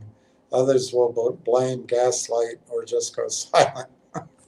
Well, I have a lot to go silent about. I think, let's see what I said. I went into December.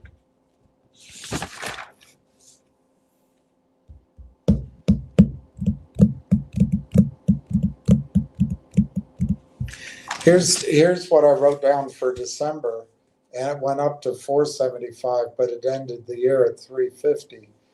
But what I was doing with those numbers was using 300 or 350 million as the denominator.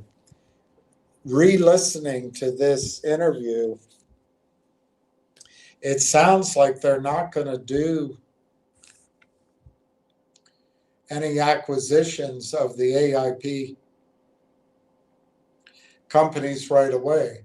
They're going to focus on the tools, and my guess is they'll try to get the revenue up on the Railtown side before they buy some of these companies. So I think end of the month, I'm not going to change those numbers I put there, but the end of the month is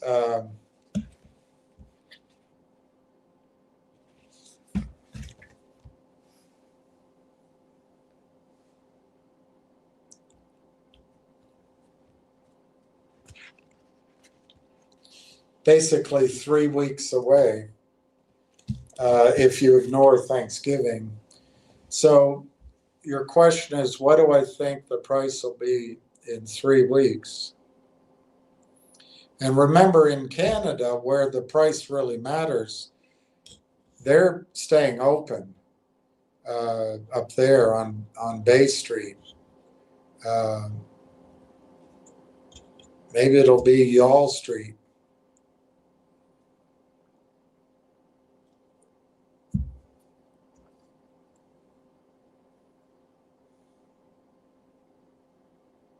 I hope Texas doesn't go blue.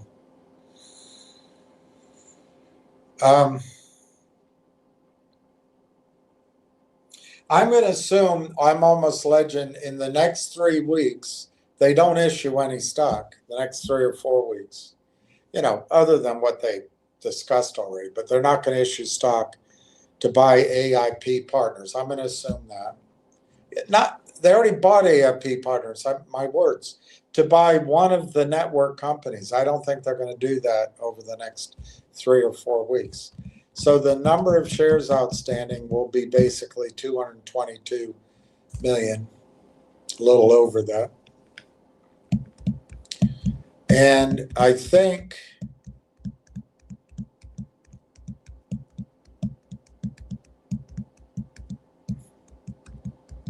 Lang Chain raised 125 million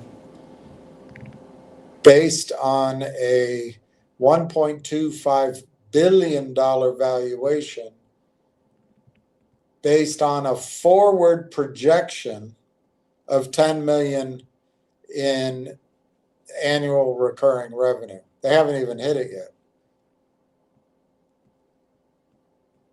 So I will further assume that over the next 3 weeks, Railtown will be successful, 3.5 weeks, in telling their story so that institutions will believe they can hit 10 million or better in annual recurring revenue going forward. So I'm going to say that by the end of November, let me hedge it, we'll say Canadian, the stock will be $1.25 billion by the end of November, divided by 222,222,222 shares. It'll be 562 and a half in Canada. Let's put that up against the dollar.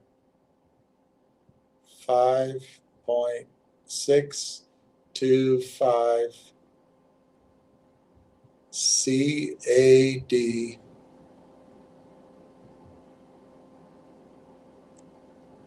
in USD. That's $3.99 US dollars. All right, so I'll say $4 by the end of the month. But I'm not going to change these numbers because I wrote them in pencil. I just want to leave them the way they are. Once I start changing them, how do you know? How do you know it's what I said? So I'm not going to change those. I'd say by Thanksgiving, $4 a share US, $4 a share US. In other words, I think the company will achieve a valuation of over $1 billion in Canada by the end of November. Donna M., good afternoon. Good afternoon, Donna. Hello, Donna M. God, you guys, these people, I'm sure they're all good people, but they behave very poorly. Chucky wants you to get focused on Finger, baby, or he wants you to get focused on the fact that I used to have Ham on my calls talking about Finger almost every day. I don't know what Chucky's point is. He's just being a jerk. But Finger is down 10.5 cents. They're going to raise money. Just ask yourself, have they ever raised money above the market or even at the market? So I would wait. If you want to follow Chucky and get excited about Finger, I think I'd wait until the financing is announced. Then you'll know where you stand. There'll be plenty of time.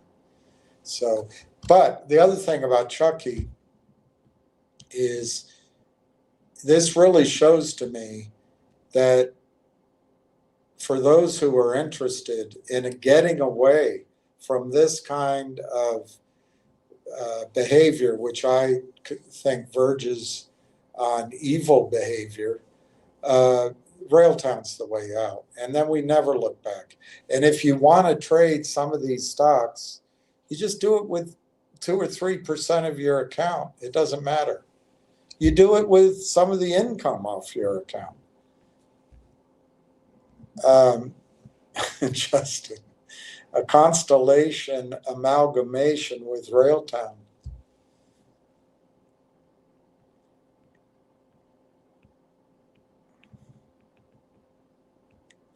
Amalgamated Railroads.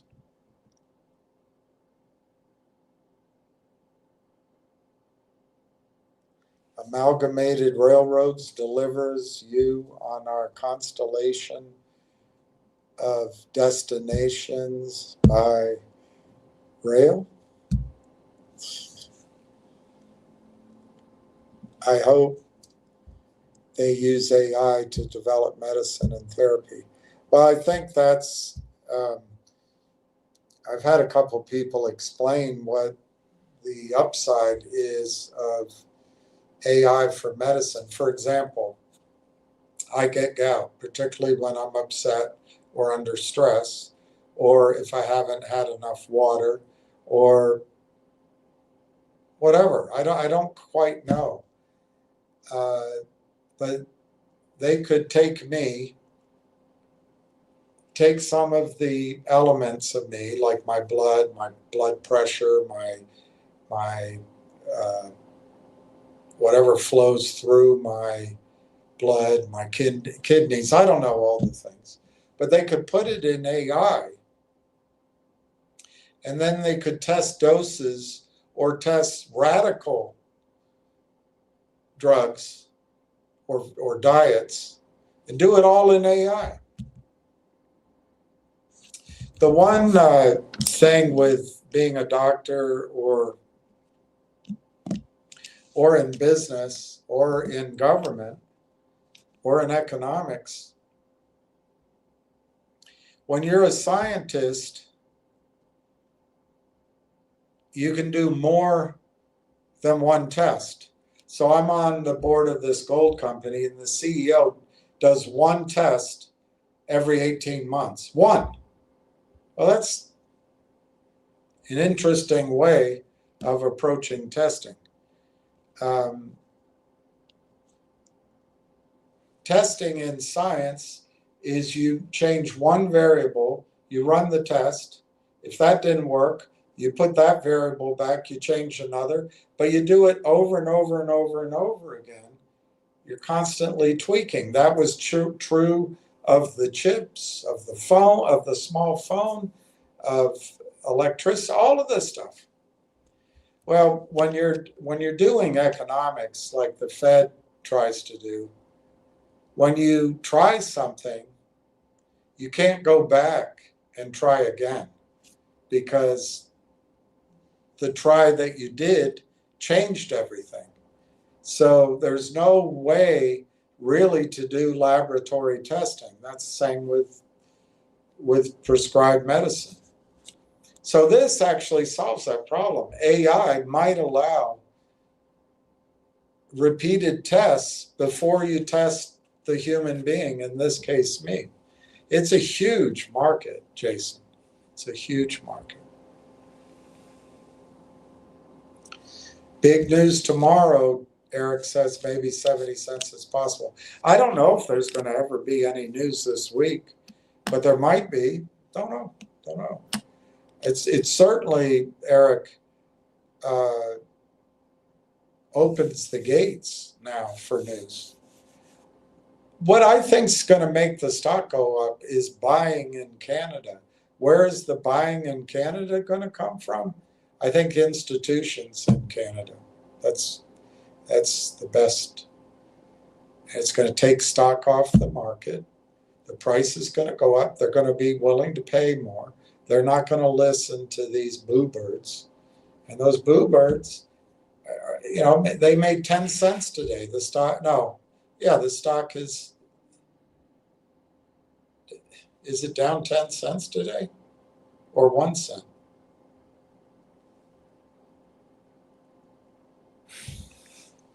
I show that, oh, that's Finger. That's Finger. Yeah, look at Finger. They've got it down 10.5 cents today on 305,000 in volume. If just use 300,000 and 10 cents, they make 30 grand.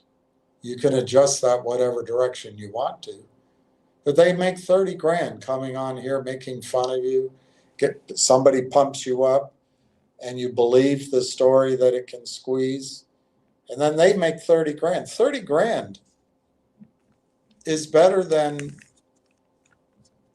replacing bedpans as a nurse for 6 months.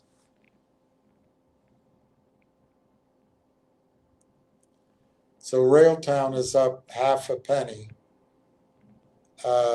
95,000 shares. It's 0.4195. And that was 1,000 shares at 243. That's what I showed. So.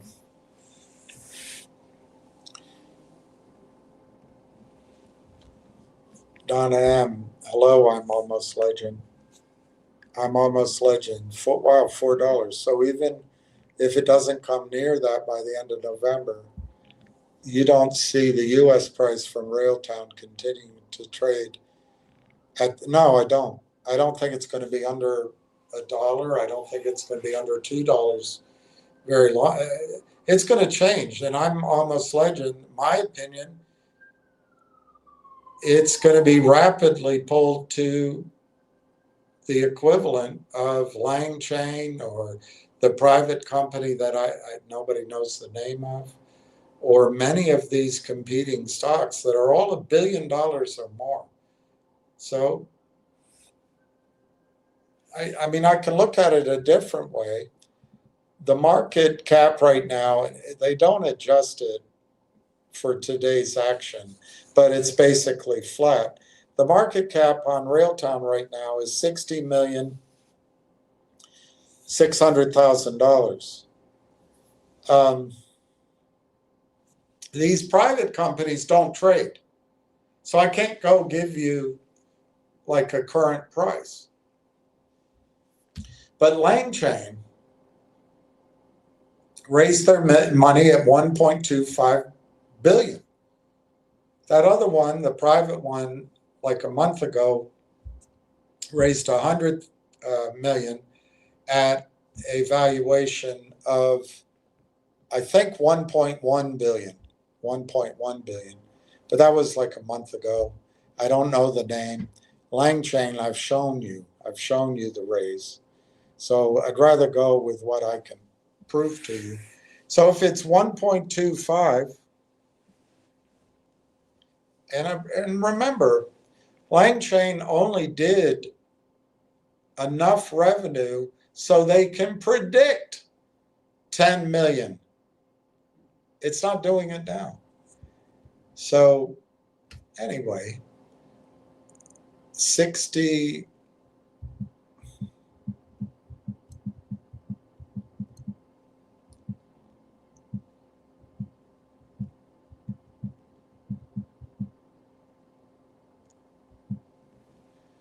That's 20x, 21x from here. I'm almost legend. So if you put is 20.627, if you multiply that by, let me just look at the last price, 41.95. Let's use that times 0.4195. That's an $8.65 stock. My $4 could be wrong. It could snap right up to $8 or $9 very quickly. And the thing is, once it's over $5 or $6, it could snap into the teens almost overnight, because institutions and Merrill Lynch brokers can start buying it on behalf of their clients in size once it's over $5 or $6. So yes, I'm almost legend. I don't think this stock is going to stay down here. Of course, they want you to believe that it will. They want you, oh, the news isn't good. It's a a bucket shop stock. Don't listen to them. Don't listen to them.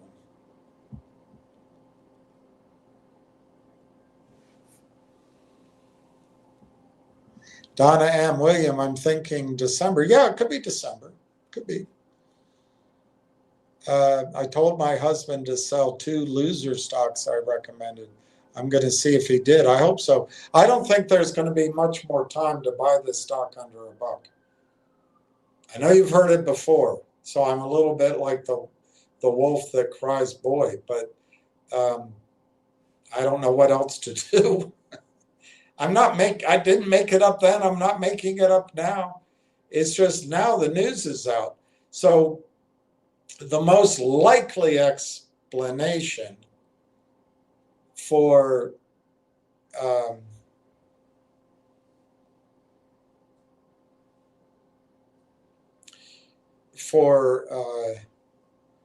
the stock not seeing buying today, I think, is TELUS didn't make an announcement, so it's not on those desks. To the extent that any of those investors or whales signed NDAs or CAs, confidentiality agreements, maybe there's a delay on the expiry, or maybe their attorneys, their policy is to wait a day, like Dirty Randy said, wait 2 days. Or it could be that they want to wait until TELUS actually announce it, because even though TELUS filed it, maybe they'd feel safer. I don't know. It's all assumptions. But I think at some point, those who signed NDAs and CAs are going to be released from them. Thirdly, I think people who are perceived to be insiders or are insiders, again, is it 1 day, 2 days? At some point, they'll start buying. I mean, they know what's coming.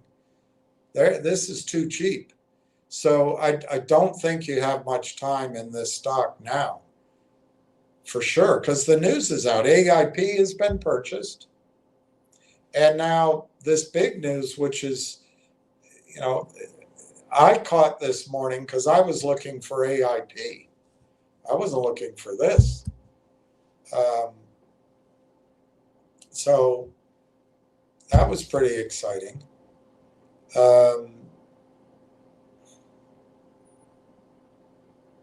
Yeah, I hope your husband is able to do it today.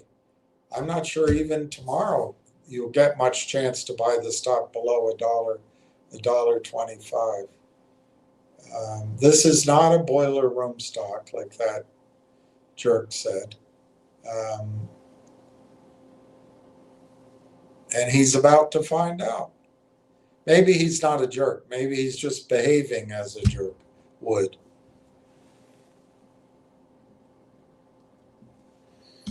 And by Railtown, I went and voted today in Virginia. That's great. I'm glad you voted.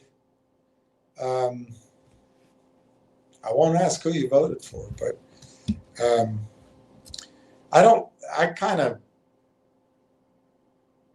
find both gubernatorial candidates unattractive. I'm not talking physically. I mean, they're political. But anyway, we'll see. I think Virginia will be blue unless Roanoke and Norfolk. Well, Norfolk could be blue too. Danville and places like that come in strongly.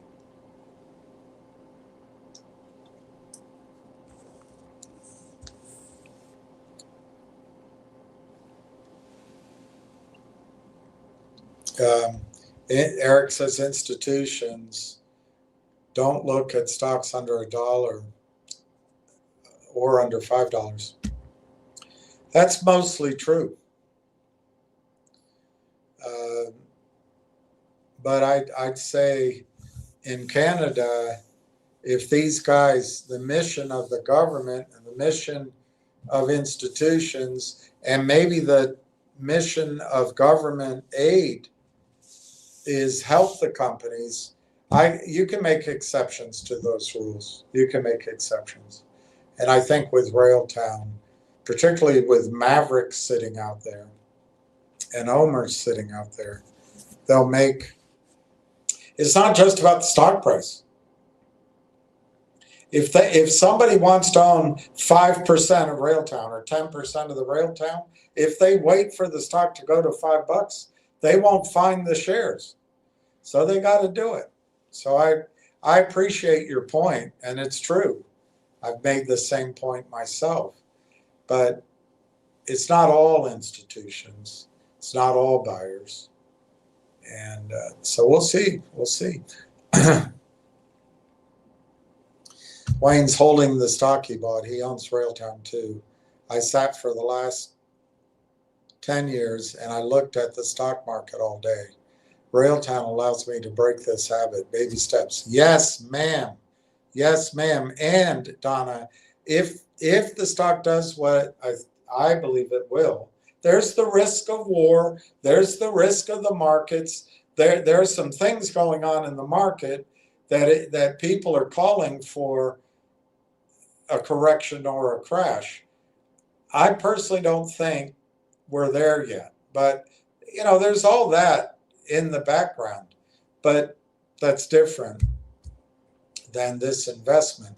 If Railtown goes to a higher price, whether it reaches my target or not by May, but it may be sooner, and it's bought out, you'll have an account that if you just use a fraction of the money, 5%, 2% of the money, you'll have more. You can trade. You don't have to sit and watch your account. You shouldn't sit and watch your account. And you don't have to do that with Railtown. It's more fun. It'll be fun at some point. Brandon Neely is, I didn't know you're from Virginia. I'm not a fan of either candidate in Virginia for governor. However, I voted red. I would vote red if I were there.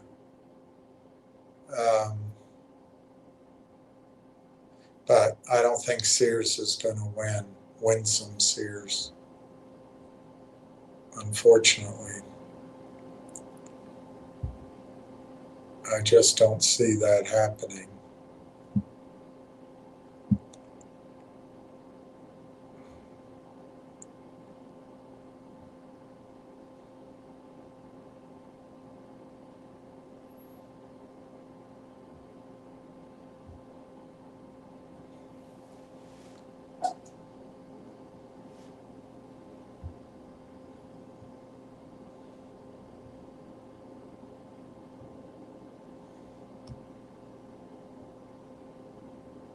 No. I wonder how Gronk is doing. I wonder how Gronk is doing.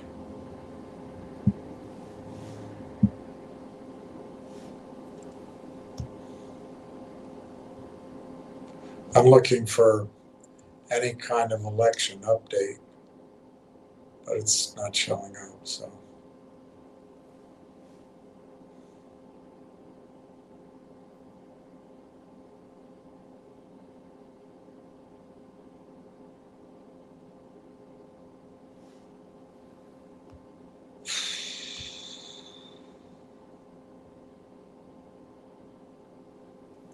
Updates on key races by CBS. Do you think they tell the truth? Not sure. Let's see what they say. Today is Election Day in America. Voters head to the polls in states across the country today for the first major political test for both parties since President Trump took office. 3 races in particular in New York, New Jersey, and Virginia are being closely watched as a sign of what Americans want heading into next year's midterms.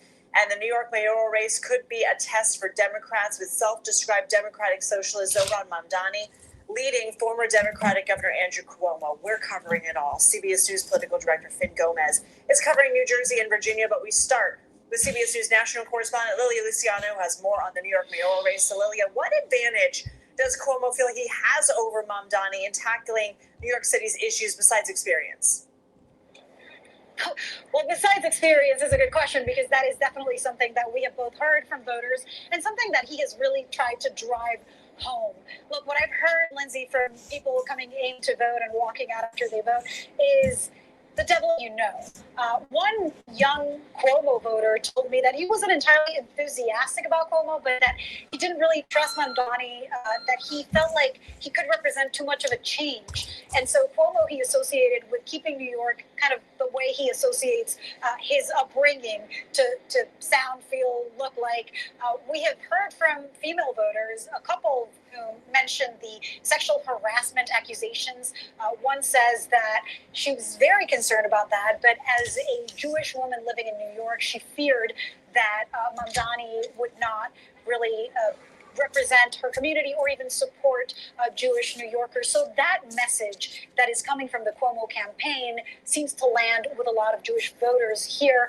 Another voter talked to me about President Trump and the impact that President Trump endorsing Cuomo had in her decision to vote. I want to play a little bit of what she told me. And I would never vote for Cuomo now. Trump endorsed him. That was, to my mind, a kiss of death. And it's his cronyism. I've always worried about the fact that he'd get into bed with Trump. So it's interesting, because when I first started hearing from this woman, I asked her, what are the issues that weigh on your mind and your decision?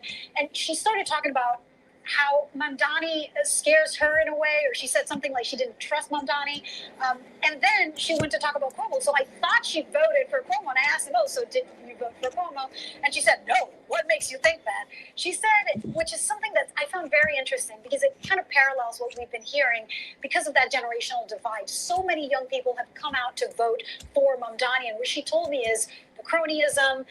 She talked about corruption. She said she doesn't entirely like Cuomo, was not going to vote at all, then decided to vote against Cuomo and was still undecided, but talked to her children. She said it was her millennial children who got her enthusiastic in a way about Mamdani, and that's how she showed up to vote today. And whether Democratic Socialist Zohran Mamdani wins or not, does his rapid political rise change the face of the party going forward?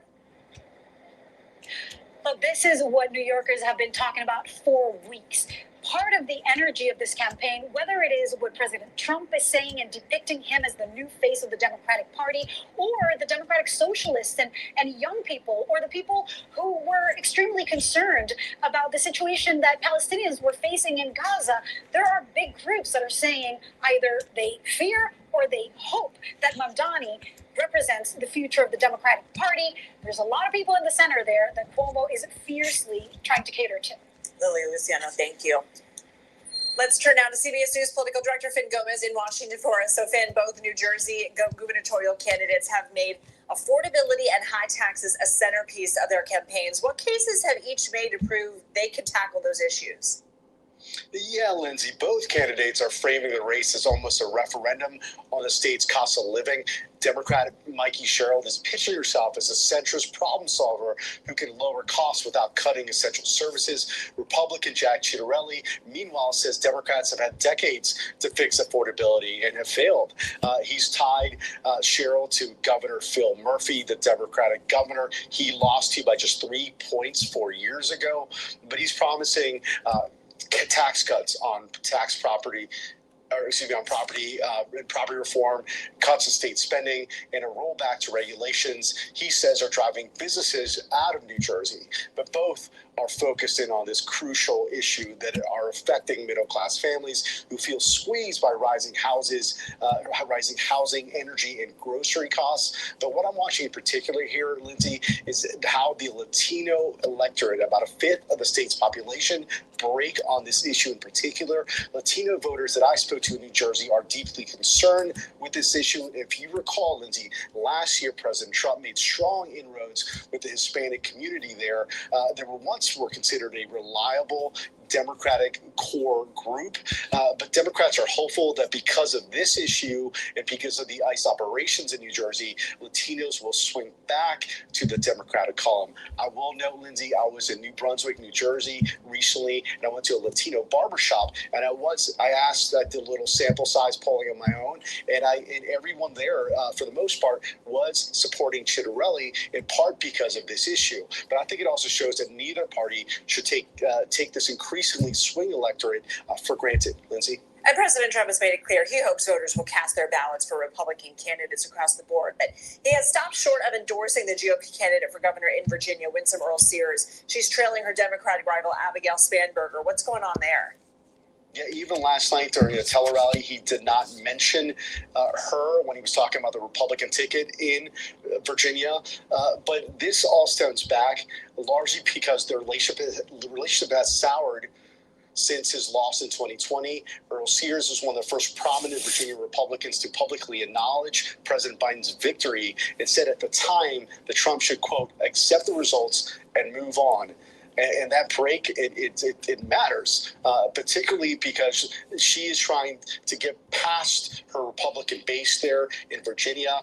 And even with an endorsement from Trump, it would have mobilized the Republican base. But also it's an issue. It's been consistent through the cycle. It's a little bit of an embarrassment, frankly, if you will.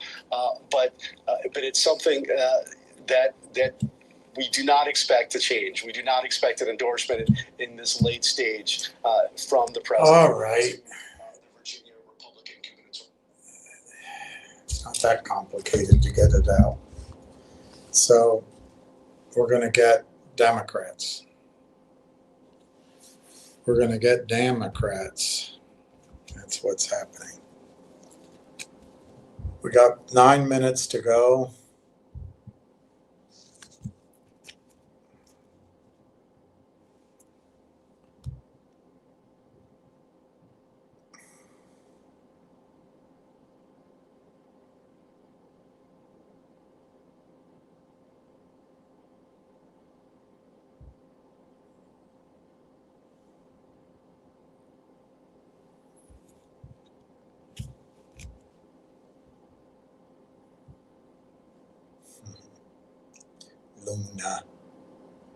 Luna. Say hello. Good. Say your name, River.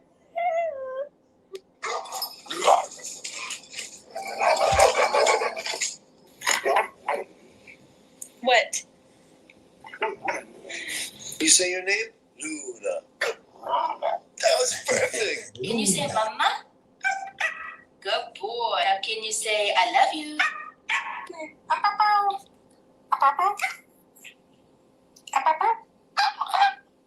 Tell her, please. Tell her.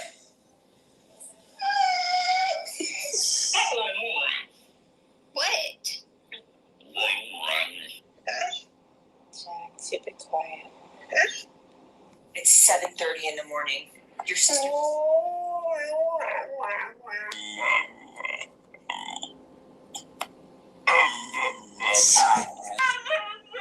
No. Big crybabies. Big crybabies. All right, let's see what we have going on. We have this last trade, 41.95, 94,890 shares. And the bid is 0.406. And it's 43.1. 12.5 by 52.5. That big seller's been there all day as if it's real. If you went and tried to buy those 52,000 shares at that price, you'd probably get them because they couldn't pull it away from you quickly enough. But at some point, they'll pull that away, I think.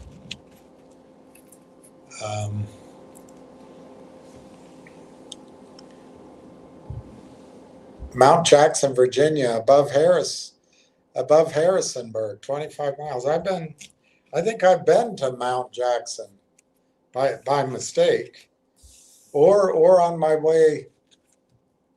Anyway, I know where you are. That's great.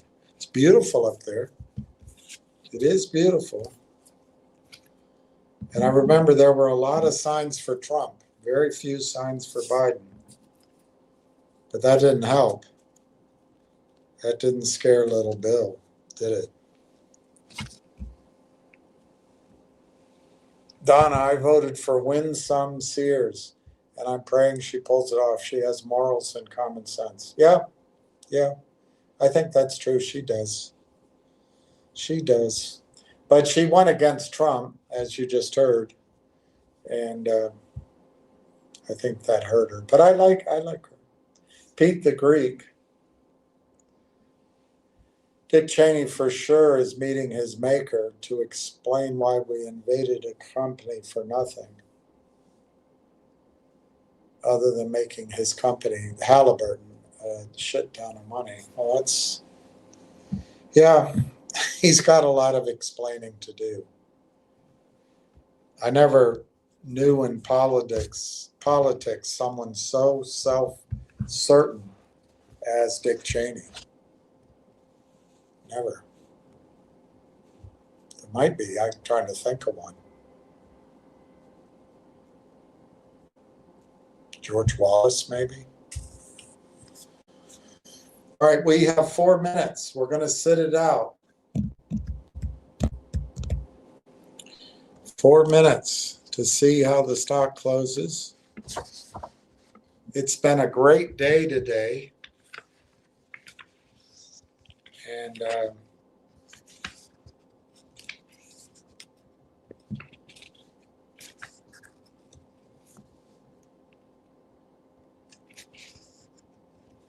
right, chapter 8 is a long chapter. I'll save that for tomorrow because it's a long chapter. It's like the whole book.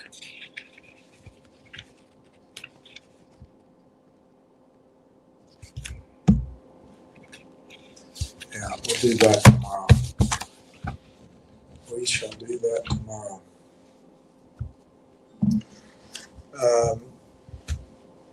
It is 41.95 last trade, 3 minutes to go. Let's, just because nothing's happening here, quickly check the other stocks. GDC is up a penny at 4.14. Finger is down 11 cents at 1.40. Now it's down 10.5 cents.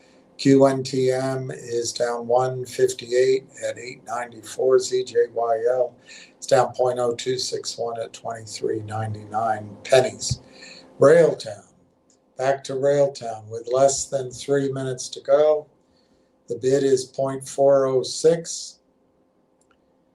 12.5 at the bid. 0.431 on the ask. 52.5. That's all fake. 1,000 shares. Last one off at 41.95. And the volume I show is 94,890 shares. 2 minutes to go.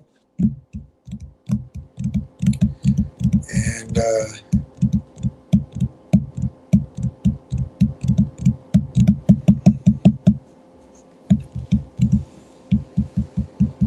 nothing's happening. 94,890 shares. I think the bids remain strong. It's 0.406, unless that was 0.408. My eyesight, I can't. 0.406, 12,500. The ask is 0.431, 52,500. Nobody's selling that stock. Nobody.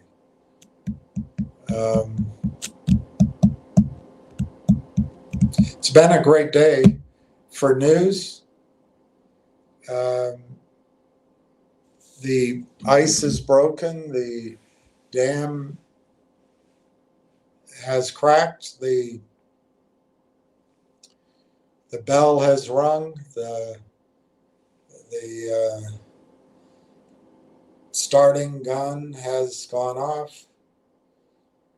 The disco ball is starting to turn around the center of the room. 4195.406 to 0.431.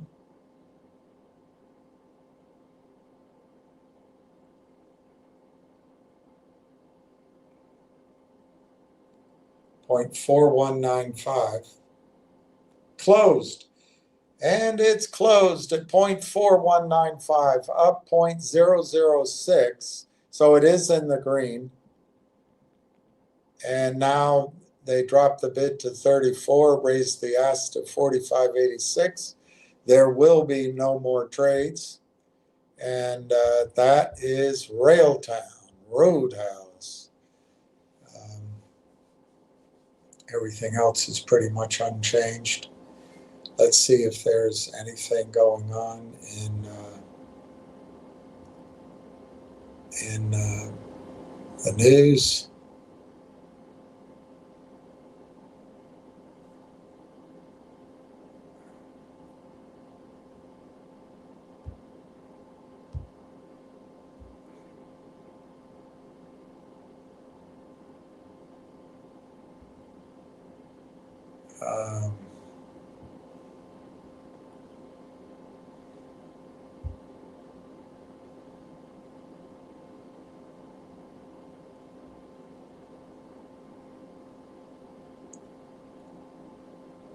White House offers no condolences on the death of Cheney. Well, he's pretty mean about Trump. I can't quite blame him. But we have to be kind to everybody who dies. President Trump just announced California is under criminal review. The whole state? Are you going to put the whole state in prison?